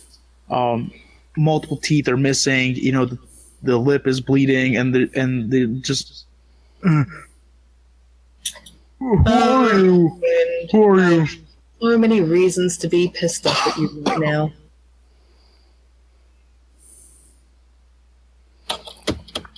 What we are people that have your life in our hands right now, and we are more, I believe all of us are more than willing to let you live, and to set you free with no desire for any type of vengeance. We just ask that you answer our questions and you answer them truthfully. Can you do that? Go ahead and make an intimidation check. I can't. I'm not trying to. I'll say with advantage because he's surrounded. Can I inspire him? Yeah, sure. Oh, just Kaz wants to do it. Well, unfortunately, Casimir didn't say anything to the captive. Alright, so I will inspire our intimidating person. Alright. So you get extra d6 to that. Ooh. All right. Sometime in the next 10 minutes, I guess. Okay. Yeah. All right. So you're still inspired, Po-jem. But as you just kind of shoot this intimidating command at the cultist, he nods his head up and down. Now, Alright, so I would like to lean in, just kind of tent my fingers and go, well, I happen to be looking for a book. It's rather distinctive, bound in human skin, red handprint and blood on the cover. You heard of something like that? And he's gonna attempt to remember. I'm gonna make a history check. can I cast guidance on him? Yeah, sure. All right, let me bring up what that is exactly again.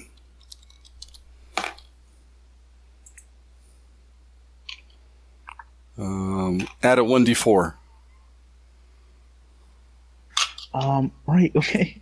Well, as he's thinking, the eyes are looking around, and your magic is able to help him. You almost feel his thoughts connect easier, Po-jem, as you cast a spell. And he looks over at you, Tamir, and he nods his head, and he says, "Oh, yeah. I think I've seen something like that before." Alright, that's wonderful. Do you know where it is? And he kind of nervously looks around. He nervously looks at Po-jem, and he says, yeah. It's deeper. It's deeper down. It's in the sanctum, the temple.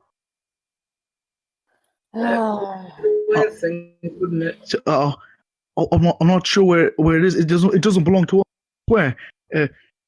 But it was put in a side room or something like that. I'm not sure. You're gonna have to ask someone else. Yep, I believe you. I assume my friends have questions. That's most of what I'm interested in. Oh, okay. I generally just have 4, if I may. I did see another cultist run up there towards where the goblin was. I don't know if he's gone farther down the cave, but No, We're gonna need to rest before we get out of them because, I'm exhausted. yeah, I think so. I have 4 questions, and I hope you can answer them for me. In the area we came from, just I point back this way. Or is that the right way? Or was it? Yeah, back here. There was a dome shape on the floor. It doesn't appear to be a shield of any sort. Do you know what that is? I'm sorry, repeat that question again? I'm asking about that dome shape in the other room that's on the floor. Oh, right. So he kind of thinks about it for a moment, and he says, "Oh, right, that leads into the sewers." And the leads temple you spoke of is down below, also. Oh, right, but it's not in the same way. It's a different entrance. Oh, well, why, thank you very much. Then Can I go? Well, you're almost done. No. You're almost done. Okay. Once we have all asked the questions we need to ask and are satisfied, then. I noticed an area with a large carved symbol in the wall, a raven's head within a circle. Do you know what that is?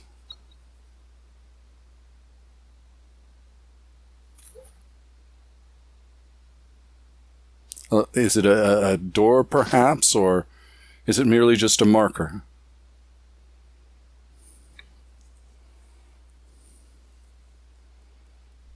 Did we lose show again? Yeah. Oh, hello. Sorry, I was muted. My bad. Oh, all right. Man, I was getting off a dramatic entrance. All right, never mind. But he says, no, it's I don't know. We pass by it all the time, going up and down from the temple, but no one seems to pay it any mind. So I'll just leave it alone. Wait, you just said you pass it up and down when you're going to the temple? Oh, yeah. The entrance is past that marker.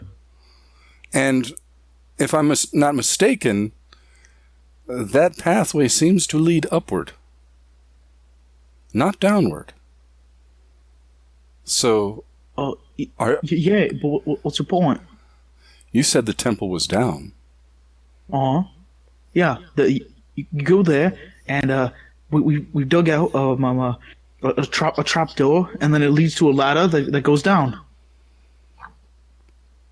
Okay. It's really the only way to get out or about around here. Just ladders going up and down. And now my final question. If we wanted to leave, where is the nearest exit to get back to the surface? He says it'd be through the sewers. So underneath. Can I insight check him? Yeah, go ahead.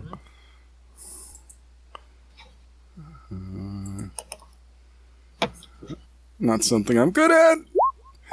Definitely not something I'm good at today. You are still inspired. You can use your inspiration. Yeah, I'm gonna do it. I'm having the full bard experience here. Inspiration! Dag nabbit. No. 9? 9? So he kind of he's looking at you through his bruised eyes, but it seems like he's telling the truth. I feel that you're being truthful. Well, and my final question.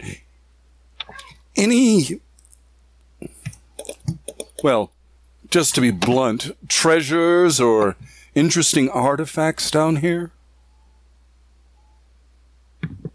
He starts. You can see visibly that he's starting to bite his lip. Just at the thought, but he's kind of looking around at armed individuals.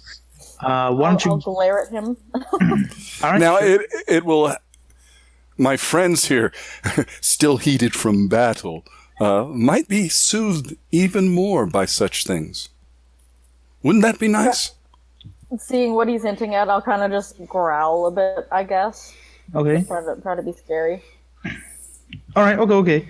So, why don't we have Po-jem make a persuasion check, Maza make an intimidation check.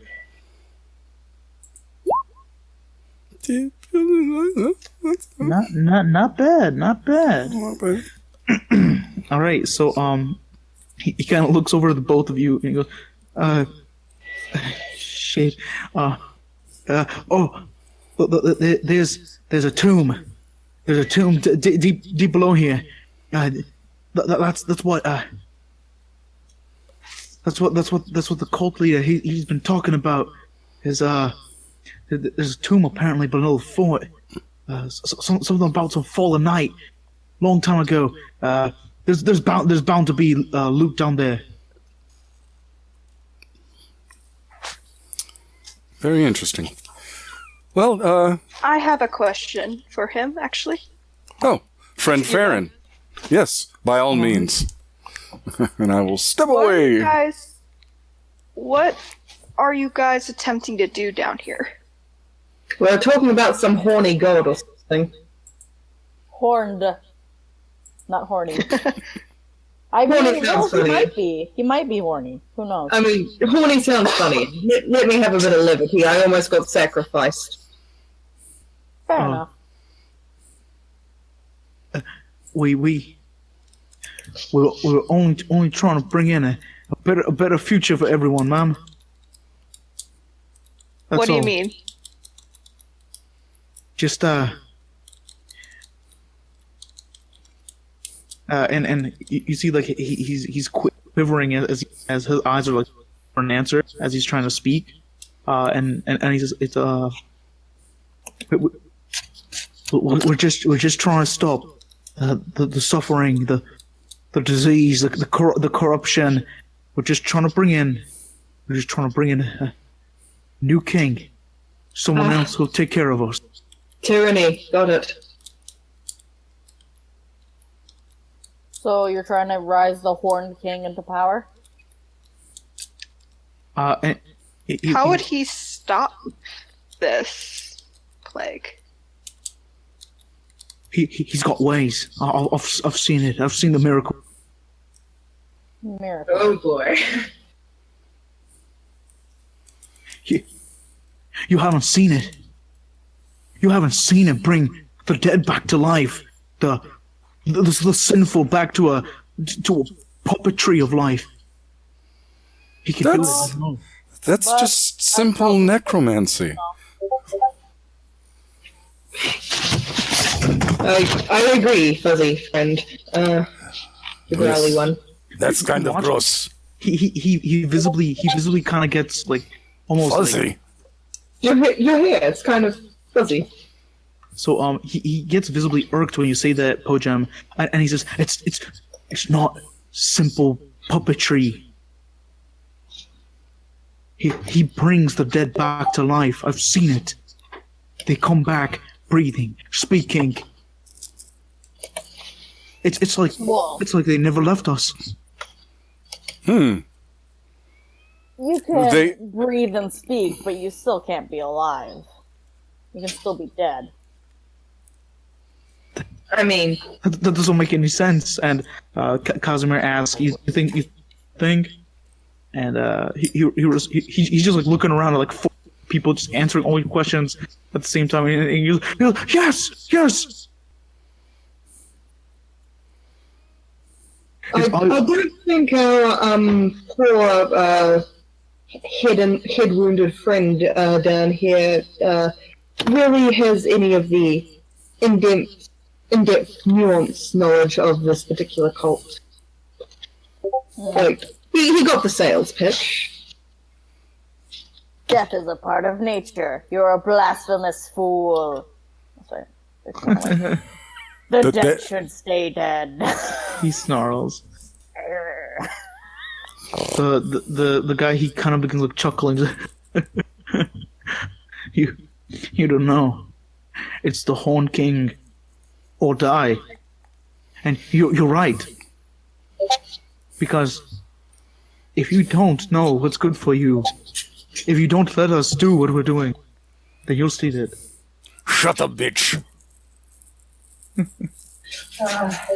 Wants to intimidate. Alright, okay. Yeah, you can slap him. Go ahead, roll intimidation. Oh. It's like those tiny little puppies, like trying to look scary.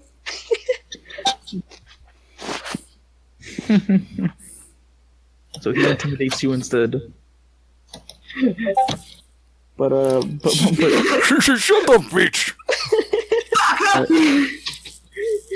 Alright, but you do hit him for, I think it's 3 points of damage. Yeah, so it's pretty serious as you clock him, and he spits out some blood. If you wish to live, I suggest you may be a little more flexible with your current way of thinking. You're not the same person, are you? What? Same person as who? Oh boy. Were you brought back from the dead? Are you one that has been raised? No, not me. So then you don't really know. I mean, something can, like my friend said, take on the semblance of life but still be dead. I don't envision that this being is raising people from the kindness of his heart. It's for... this is a little bit pointless, you know. This was about getting information, not about, ooh, my cult is better than yours. But my cult is better than yours. If your cult is apparently better than his... What will come of a war, then? If no one dies, no one can win.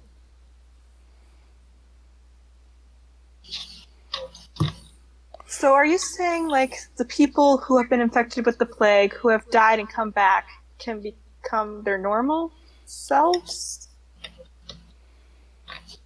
Or... His eyes lock, and he slowly begins to nod, and he's, yes.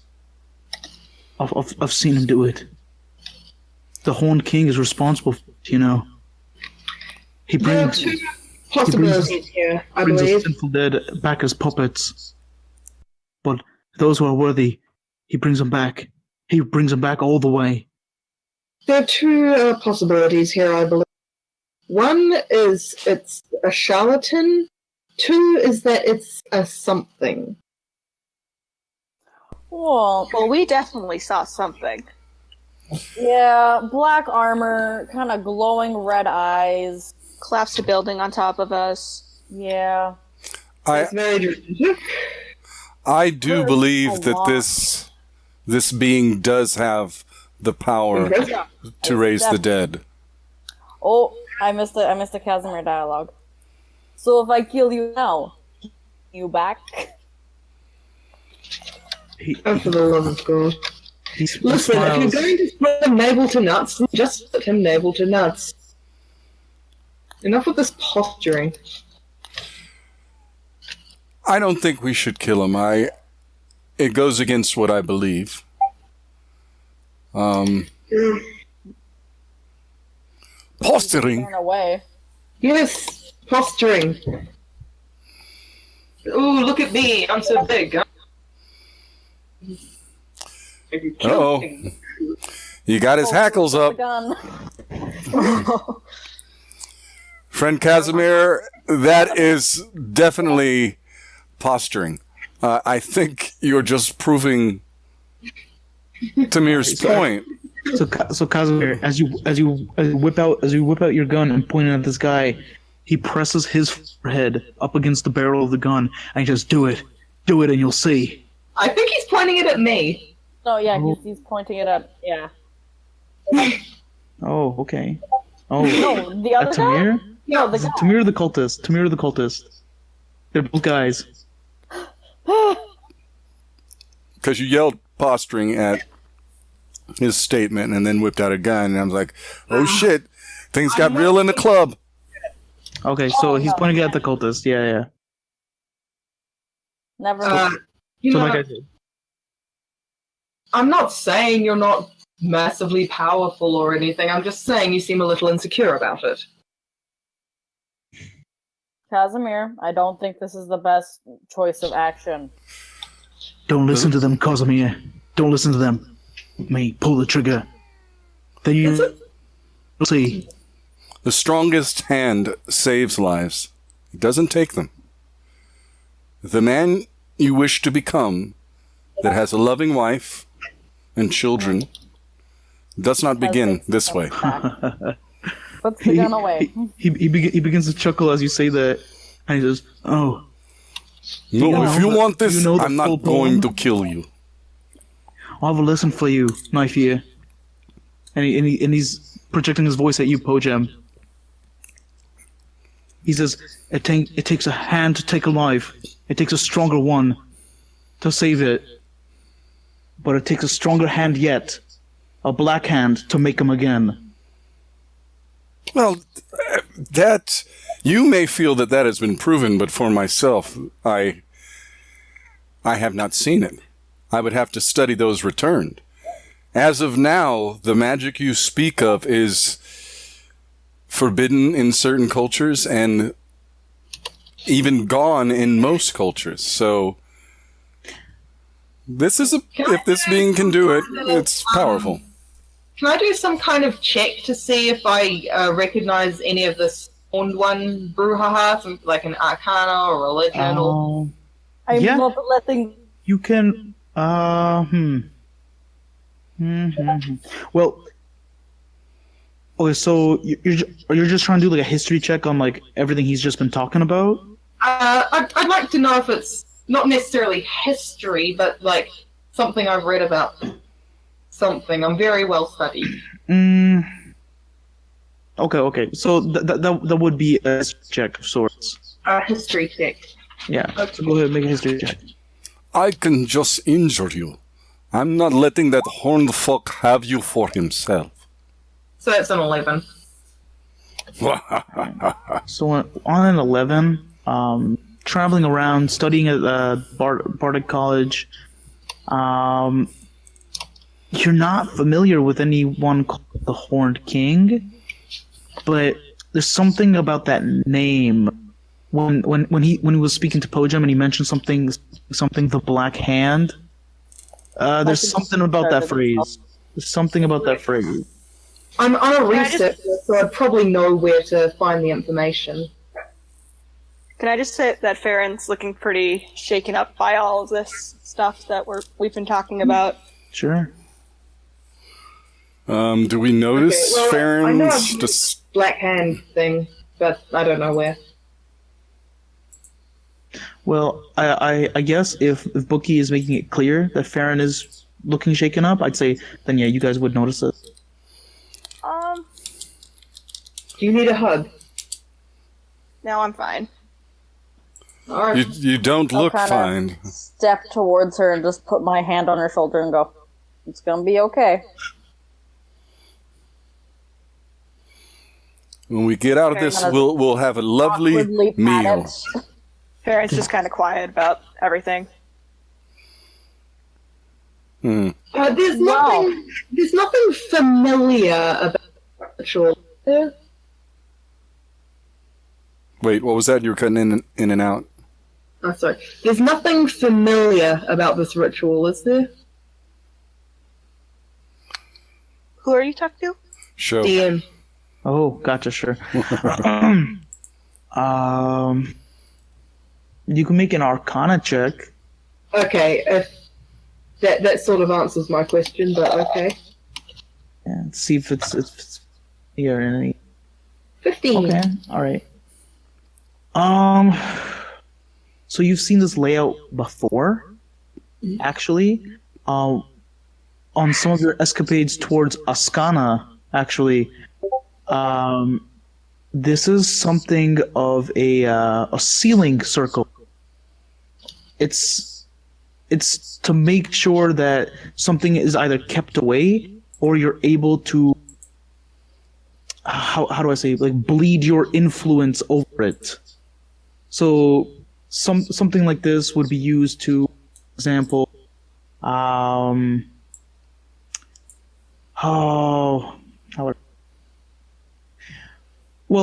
we'll say, for example, if you're going to summon undead, you could just create undead. That doesn't necessarily mean they'll listen to you. So you would need something like this to bind them to you. This enforces your will. But it doesn't necessarily have to be undead. It has multiple uses. So this circle was designed to enforce the will of the caster. It is caster. It's not like anything else, right? No, not really. You're not. At least you're not entirely sure. It seems like, as far as I can tell, this circle was made to enforce the will of the caster over something. Does basically the fact that apparently this requires someone to be sacrificed give me any more further information? Like, Interesting. Oh yeah, Casimir is asking if he can cut his initials into the guy's face. Oh shit. Yeah, I guess so. Casimir just starts KS with the guy's forehead, and the guy begins screaming in pain. Casimir! That's a little unnecessary. Oh, his cheek. Oh, sure, his cheek. No difference. He's screaming.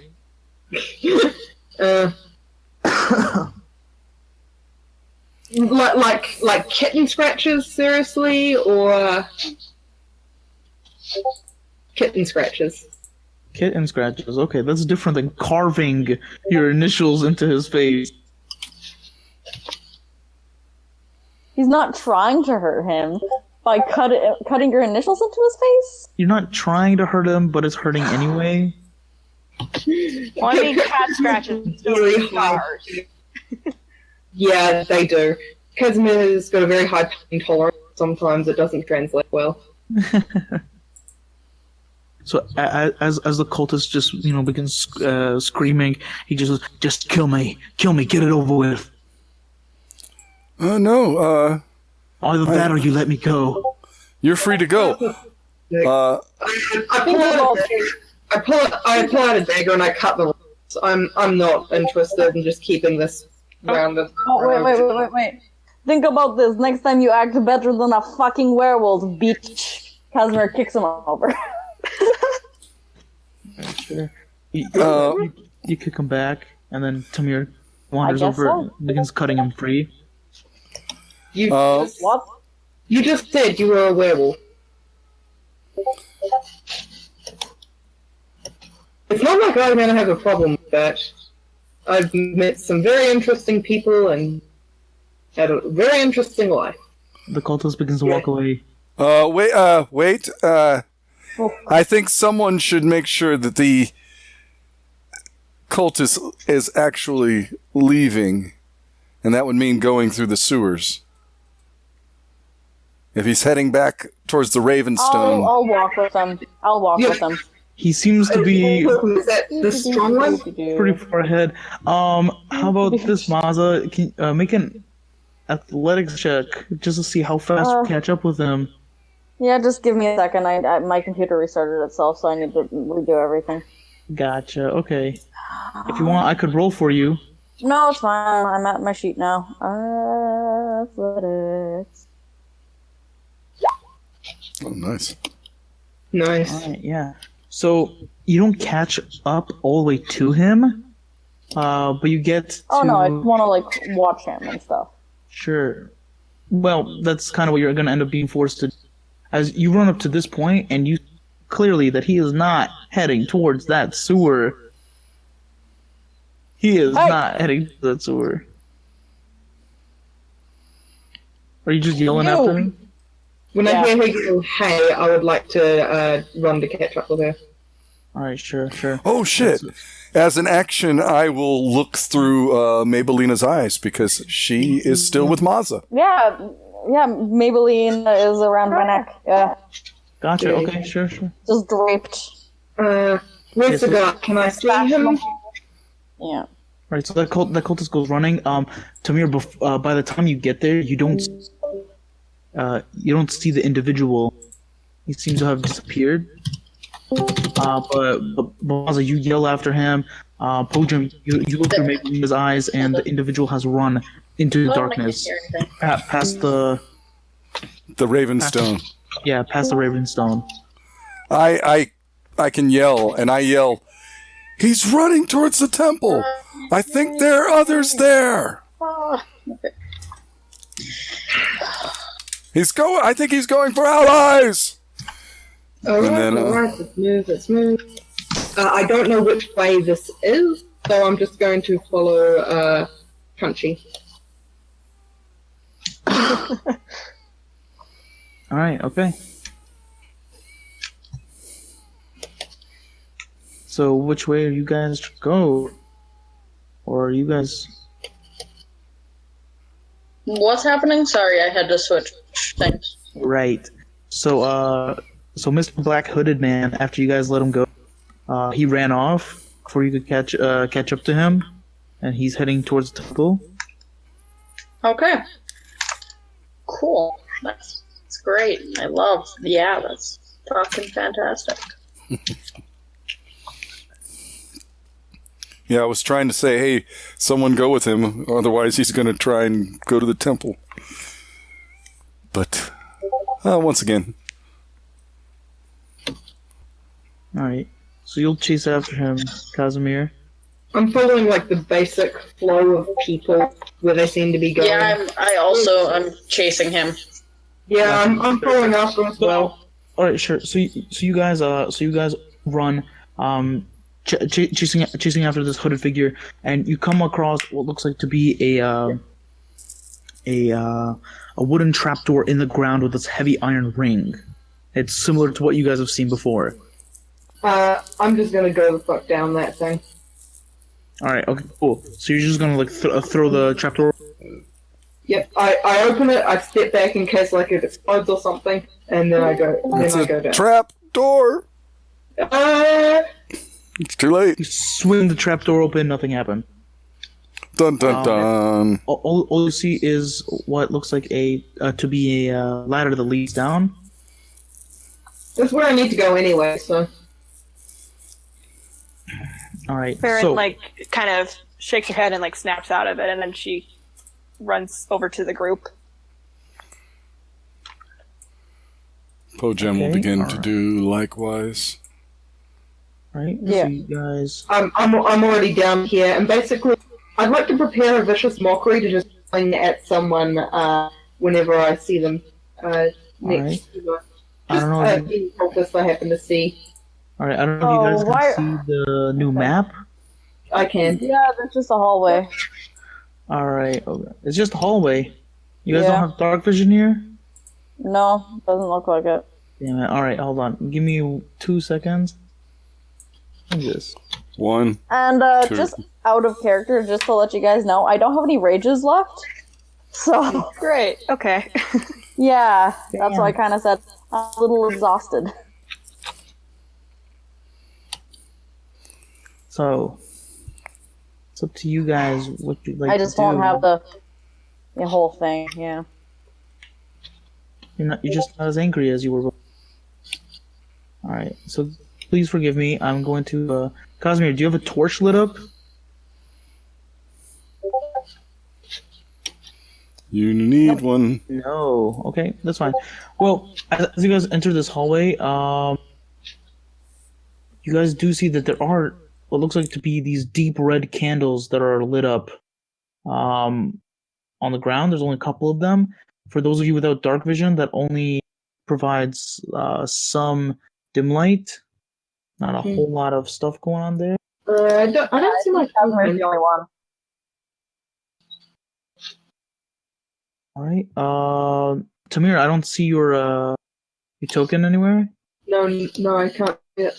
So you go to you go to the journal, and you can drag that picture of your character onto the map. Oh, that's how you do it. Yeah. So you guys begin to descend. Hold on. Okay, so Casimir and Molly, you just rushing. Yeah, we'll just book it. You hear a door down this hallway over here slam. Right, well, I do not seem to be able to see in that hallway. Looks like my vision is relying on some. Yeah. All right. Just. All right. So what are you gonna do? Well, I'm sort of waiting so I'm able to see because my mine's attached to what's her face's token, the blonde elf. Gotcha. Sorry. 30. What was that? Dark vision here. All right. So can everyone see at this point? No, it doesn't look like it. I can see things, but it's not attached. No. All right. Nope. Oh, it think seems I can like see mine's working, but like, yeah, it's working. Okay. Hold on. And then. Mine is not working yet. Looks like mine's working. Yeah. Sorry, guys. Like I said, there's some there's some stuff I gotta get used to with this new dynamic lighting. Can everyone see at this point? Yeah. Yep. All right. Okay. So just letting you know, for those who can see, there's a door over here. There's a door over here, and you guys just slam over here. Okay, well, Okay, that's where the cultists are, most definitely. peek through the door. Hold on. All right. So are you guys gonna go through that door then? I guess. I'm looking after the door. I heard slam because we're chasing someone. Yeah, she's just rushing. All right. Okay. So the door bursts open. You guys walk through, and you see inside this room what looks like to be the cultists and a skeleton over here. I viciously mock the cultist. Okay, gotcha. So you just sling this out. I'm gonna make a wisdom save for him. Mm-hmm. DC 15. All right, sure. No, that's 11. All right, so I would basically like to say to him, quite clear you're a fool. A wise man wouldn't have tried to press his luck. So that is a D4 damage. Don't even bother rolling. And As you say that, the man, he just kind of he looks sad, and then he just dies. That's it. yeah, I basically turn around and just casually check if anyone saw that. Wait, what? What happened? Yeah, I'm right behind you. Yeah, What happened? I just kind of dust myself off, flinch as I hit the injury in my shoulder, and just walk by you. You killed the cultist? Yep. I'll walk into the Kill room him. and look at the body. Notice that there's skeletons. There are two Can I go skeletons. attack one? Oh, okay, sure. Yes. You go and attack a Most of the skeleton. skeletons we have, I'm gonna go attack this one because it's closer. Most of the skeletons we have encountered are not fun. All right, go for it. So, the 14 hit. The 14 does hit. These skeletons look a little different. They seem to be wearing what looks like to be blackish blue pieces of clothing, but it almost looks like they're carved into the designs of feathers. But in one hit, you just destroy the skeleton. So that's you. Casimir. Apparently a giant black dog in human clothes came barreling past me, and I'm gonna assume it's the guy who just announced he was a werewolf. Probably. That's probably safe to guess. It seems like an easy leap of logic to make. I'm not a dumb individual.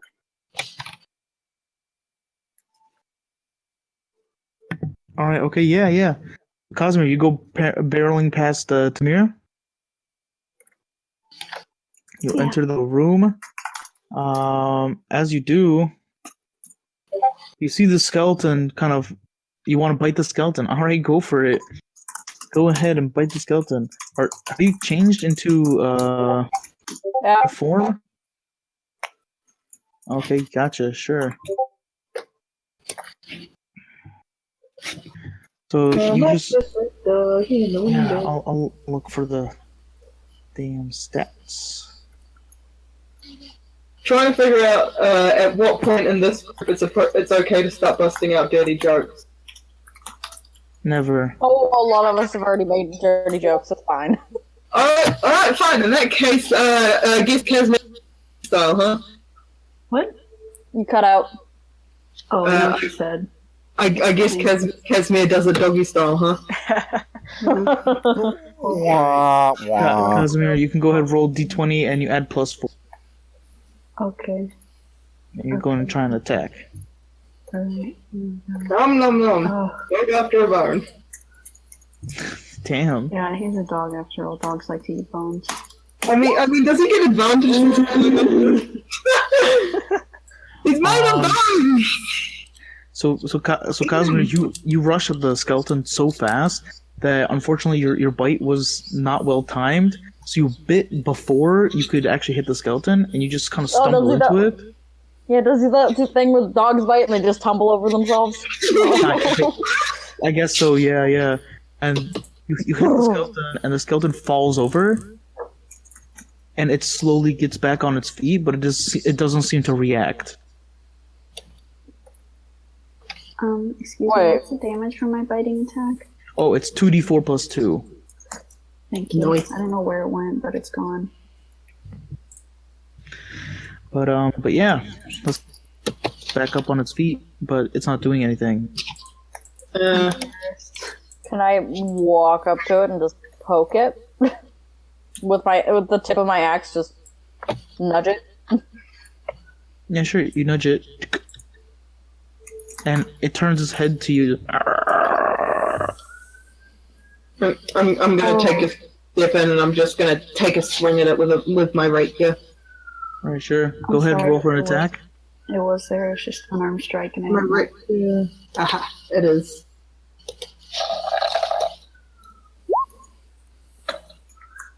Well. Alright. So as you roll for the attack, the skeleton flinches and blocks it with its shield, and then it's going to respond with a swipe against you. Of course it is. Why wouldn't it? That's going to be an 18. Let me think. Yeah, I think that hit.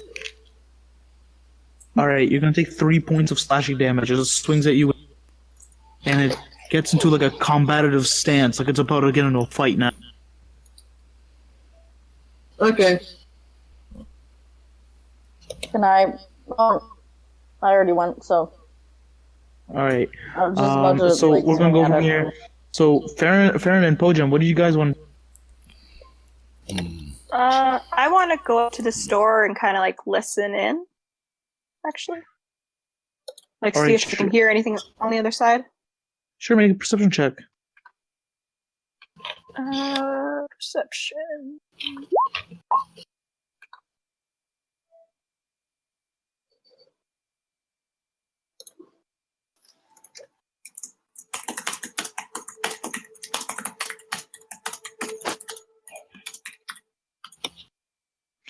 Right. So on that perception, you hear absolutely nothing. It's dead silent on the other side. Huh.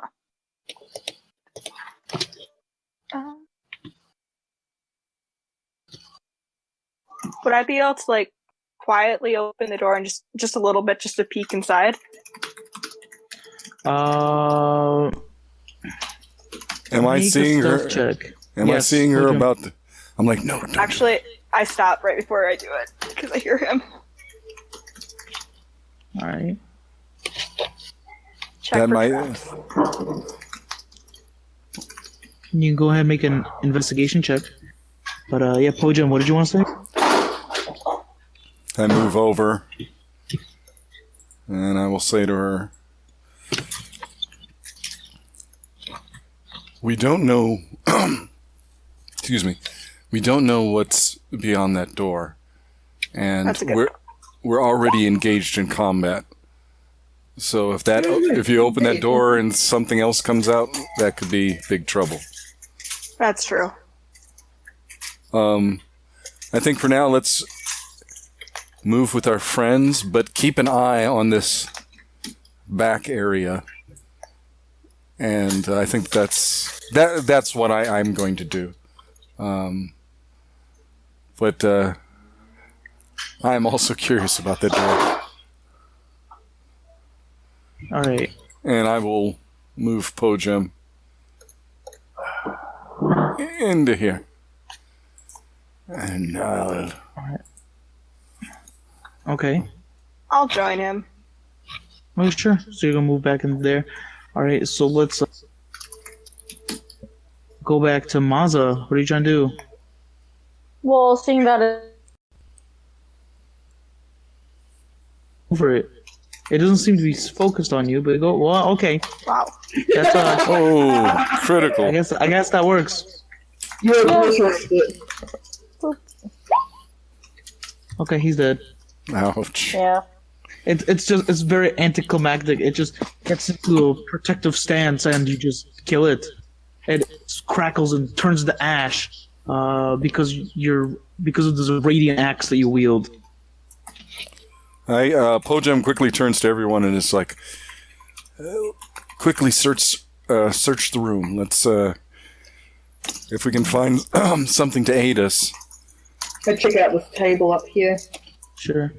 Just letting you know, as you guys look around, you see that in one end of the be a fairly like medium-sized table covered in scraps of paper, food stuff, drink, and on the other side is to be bedrolls, just kind of set out. Can I cautiously poke the rug? Sure. You're going to kind of lift the rug up, poke at it, and Tamir, you said you're going to the table? Yeah. All right. You can make a perception check if you'd like. Not investigation. All right, sure. If you want to check It out. doesn't matter. They're both the same modifier. I just like to, know what's for what. Well, both would render different forms of information, but yeah, you can go ahead and choose a skill between investigation and perception. I will investigate. 10.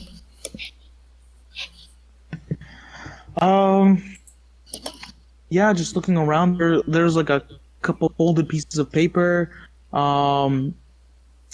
There's what looks like to be this like burnt, or like a piece of charcoal, almost shaped into like a pencil type thing. Yeah, like a writing device. Okay. Half finished mugs of a drink, water, ale, and then just like scattered bits of food. I'm starving. I take a bite to eat. Alright, sure. You just grab a piece of bread and meat and you just start chewing at it. It seems warm enough. It's fresh. Yeah. Still fresh? Yeah. Oh, good. Alright, yeah. So you just start scarfing it down.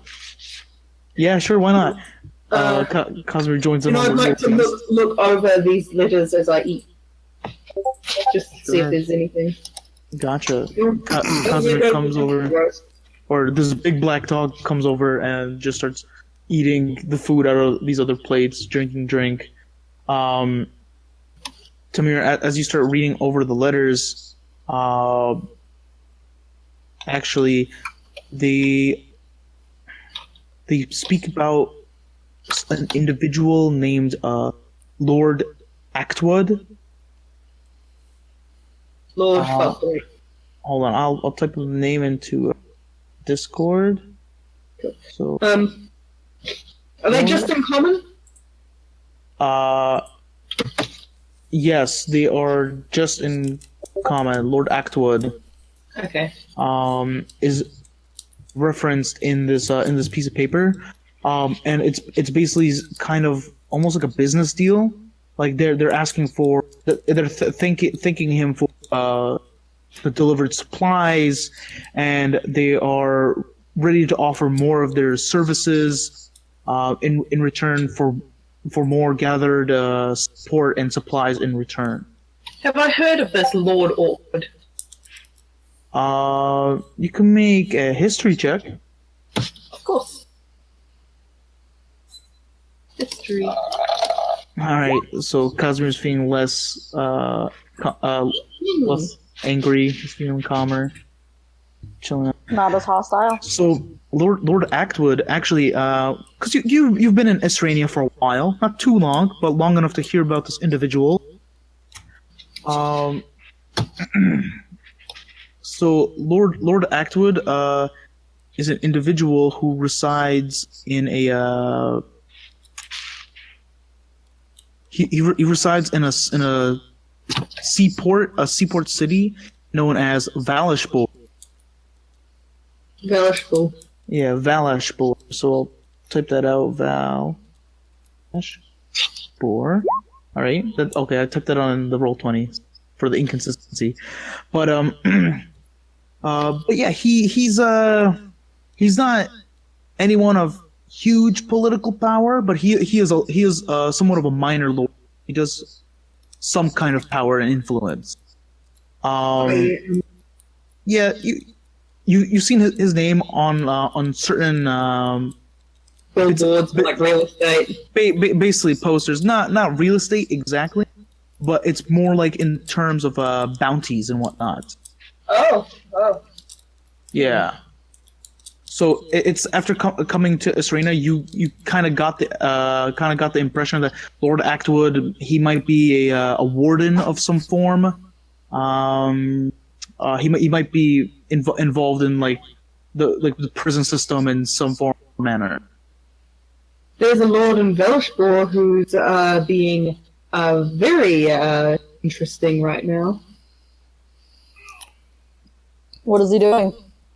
Well, he's apparently in contact with these people, and they're talking about him supplying them in exchange for their services. Now, he works within the prison system, so I imagine, well, not all of their sacrifices were wandering around trying to infiltrate the cult. My disguise was Do awful. I know anything about him? Actually, I'm glad you asked. I was about to ask that too. Yeah. As he's okay, yeah. Actually, I'd say yeah, sure. Maza and your ears both the perk up. Valashbor natives. Yeah. Well, not native, but yeah. Yeah. Well, I am. You're from there. I think. Yeah, well, I mean, you guys told me that you were from Valashbor, so I hope that was truth. Well, you know my situation. Yeah. All right. Regardless, after hearing this, Farron, well, Maza, I'd say you're more or less interested. I'm more or less from there. Yeah, it's been enough. Yeah, you're from Valashbor, but you're more or less interested in the fact that this lord from this, involved in the prison system from Valashbor. That's just kind of like an interesting anecdote. But for Farron, however, you only know of one lord involved in the prison system, Lord Actwood. He's again, like I mentioned before, he's not too high up on the political ladder. It's kind of like he's new money, if you could say. But he has been known not to be a completely just warden. He's actually in charge of the prison complex that's located in Valashbor. Which, coincidentally enough, I'll say at this point, you end up connecting some dots here, and you realize that probably right. So after some time, as a guard in Valashbor, you realize that there was a black-skinned, red-eyed tiefling that was kept in Stonewall Prison in Valashbor, and that seemed to have matched the description that a certain prisoner here gave of the Horned King, or an individual that called himself the Horned King. Huh. I guess I'll share that information with the group. Oh, that is very interesting. Yes. Well, looks like we're going back to Valashbor. I mean, I've got nothing against a bit of travel as long as my work gets done. Well, first we must survive this place. Can I do an investigation check of the bedrolls? and the bedroll area? Yeah, Po-jem, you can go ahead and do that. Stone bridge. Or stone whatever. It's on the way. No, I cannot. Oh man. If you'd like, I mean, I'll allow this much. You could always use Mabelina to take the help action. Be out there. That's true. If you'd like. Now, what exactly is the help action? So, as an action, a familiar, or technically anyone, you use your action to provide help to someone in a task or anything, and you basically grant them an advantage on their attack rolls, skill checks, basically anything except for a saving throw. Okay, so can I say I just called her over and it's like, yeah. To me, it just kind of steps back and is like, well, that is a darling little noodle creature. Just runs down my neck. Right here. Okay, so I mean, it's a sense that Mabelina is a familiar, a bit more intelligent than your average weasel. But so she helps you rifle through old sacks, and an 18 is gonna do just fine. I mean, better than 9, but yeah.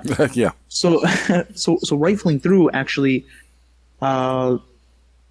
you find a total of what looks like to be 23 silver, 36 copper, and probably 9 gold in total. On top of that, you find what looks like to be 2 amulets. Are we taking a short rest?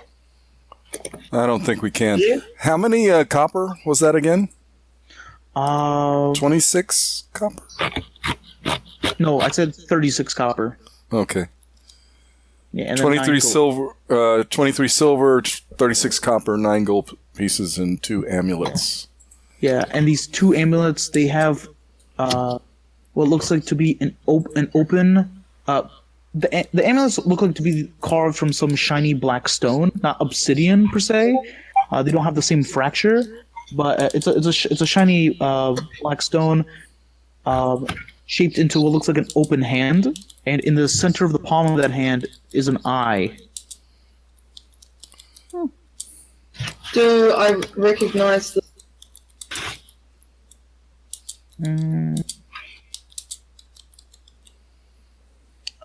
You're welcome to make a history check if you'd like. If I don't know if anyone else would want to make a history check as well.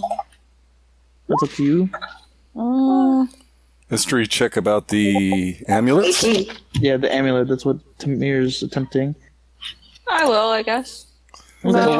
Wait. I was just gonna go over there and just lay on a bed.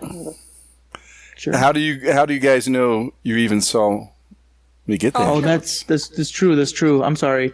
So if Po-jem, if you chose not to show them, then they wouldn't be able to make the check. But you know what? I'll practice my sleight of hand. Okay, sure. Go ahead and make. Oh wow. Can I make a perception check? Oh, okay. Yeah, sure. Go ahead and make a perception check. Have your eyes all...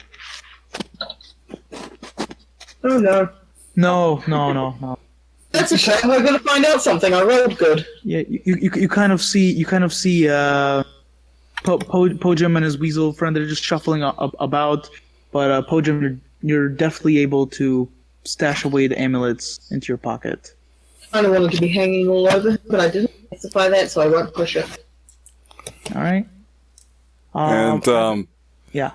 Then Po-jem will sleight of hand again. Oh, and then what? To draw them as if out of thin air. Okay.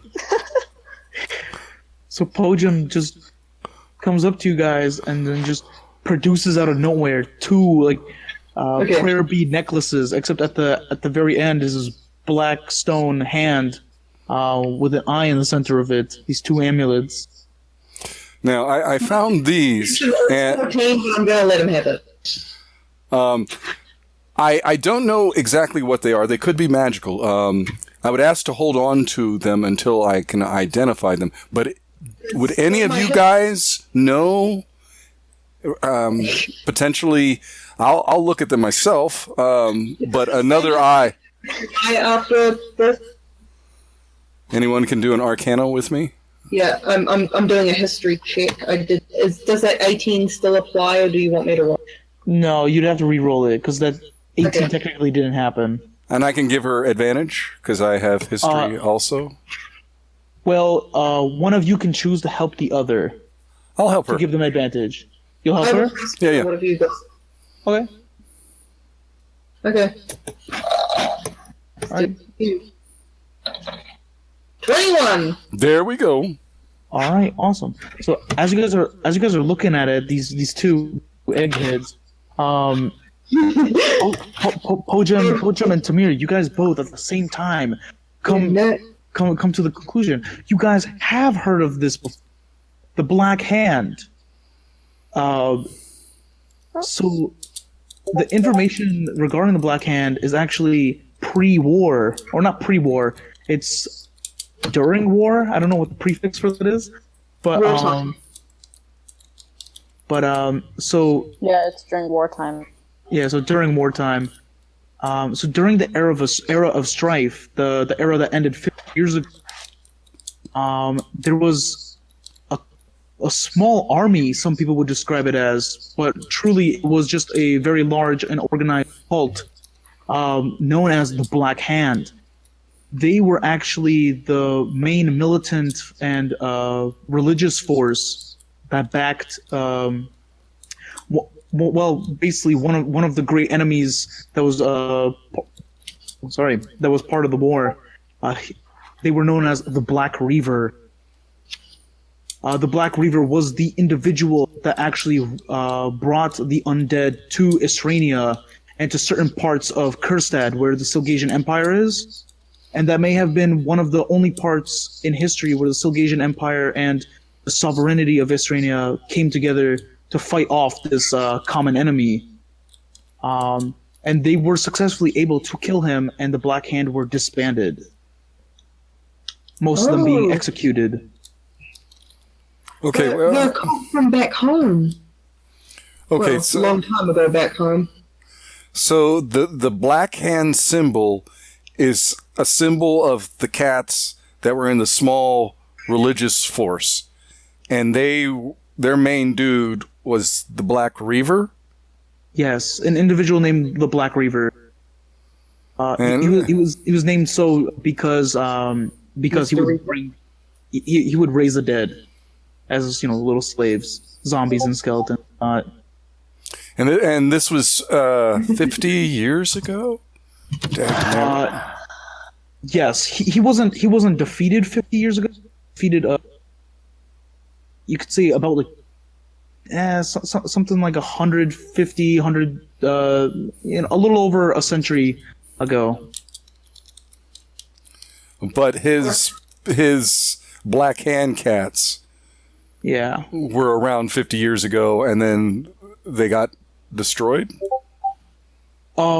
Basically, shortly after the defeat of Black Reaver, by a small group of rat catchers, you could say. The Black Hand was basically they ended up getting assaulted by the combined force of the Silgasian Empire and the Sovereign's army, and they were basically disbanded. Anyone who was captured was executed. Anyone who resisted was killed, and basically the numbers were gone. They vanished. Okay. Yeah. Mm-hmm. The era of strife ended 50 years ago, but before the era of strife ended, they were already decimated and gone. Yes. The era of strife was called that because there were so many struggles going on. One of them was a war between the Silgasian Empire and the sovereignty of Isrania. So this was a confusing time politically when the Black Reaver came to be. Yeah. But even though the Black Hand has disbanded, Well, you're looking at what you can guess is something of their symbols. So, with that little bit of mystery left there, we're gonna have to end the session right there. All right. Yeah, that's where we're gonna finish for tonight. Not exactly a cliffhanger, but something of a stressful note. Yeah, you don't gotta do those all the time. And just to mention, Casimir and Maza are both sleeping. Oh, sure. Casimir Yeah. knocked out. Like, she just wandered over there, pushed some beds together, and just is taking a power nap. Just like, the two nerds are nerding it up. Yeah. Oh, yeah. Parents sitting And Kaz is slowly shifting back into a human. We're discussing recent history. Po-jem and Tamir are like, oh my god, yes! They just knock out. Like, This is significant, you fools! Yeah, the jocks are sleeping. Alright. Okay, so Tamir is a nerd, which is good to learn. Oh, we have more of them. We're multiplying. Tamir in high school are you? Oh, yes, he is. No, I think that, no, yeah, he is, absolutely. He's that weird Shakespeare kid, specifically. Alright. And, I love that. And with that, actually, Ray, I'm sorry again, this is another thing.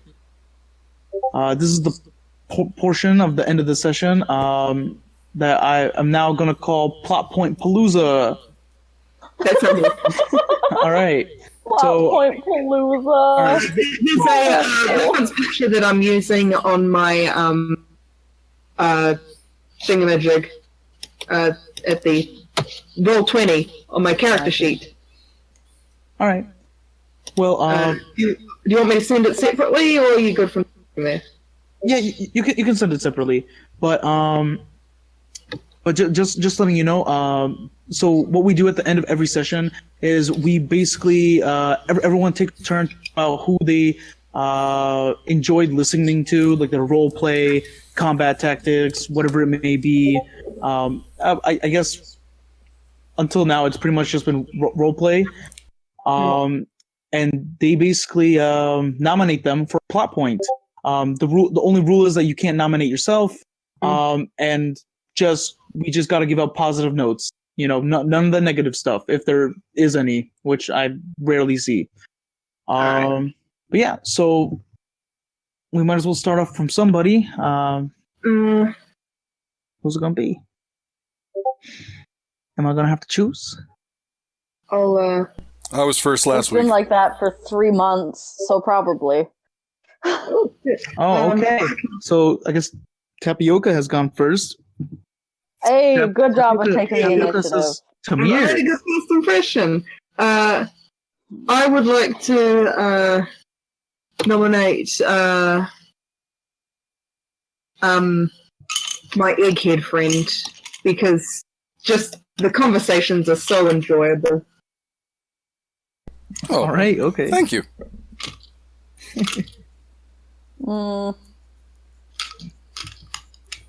For this one? Uh-huh.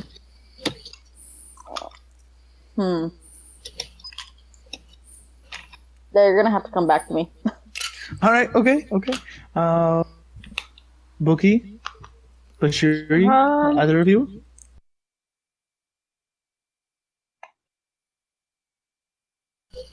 Bookie first.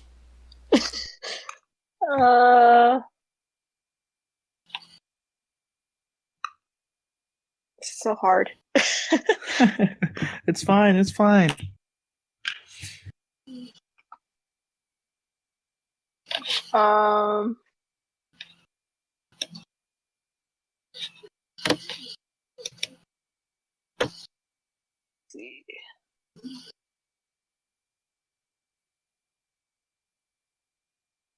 I'll give it to Maza because she split that guy in half. Okay, all right. That was like nothing. That's reason enough. Okay. Cool shit, boy. All right, Bashiri, do you want to go? Sam?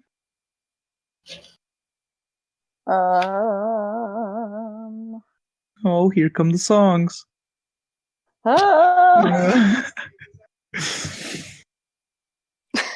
Guys, every week. It's hard. All right. People are so great. All right, then let's go with Bashiri then. Come on. I want to hear something out of you, man. See, that's a noise. You've heard something. I am going to give it to our new friend coming all the way from New Zealand, Batty Ray. All right, okay, Batty Ray. All right, Sam, you're the last one. It's all you. What you gonna do? What you gonna do? Be decisive. That's what I'm gonna do. All right, okay, fair enough. That's been the common theme for this for this entire group so far. Yeah. I mean, yeah, Batty Ray. There you go. All right, okay, there you go. Just I little always feel nervous about portraying a high charisma character, but now I'm. All right, okay. So, all right. So tonight's Plot Point Palooza winner is Ray. All right. All right, Ray. So just to let you know, the way plot points work is that this point stays with you forever, right? And at any point in the game, outside of the game, in between space and time, whenever you feel like it, you can just enter into the chat an idea for something to happen in the plot. You know, something interesting, something funny, something cool. You know, if it's in the middle of the game, and you know you feel like, hey, there are not enough fights. Let's put down an ogre or something. You know, then that it's basically going to be up to the judgment of the entire party. You know, they're going to have to okay it as well. But then you can message me outside of the game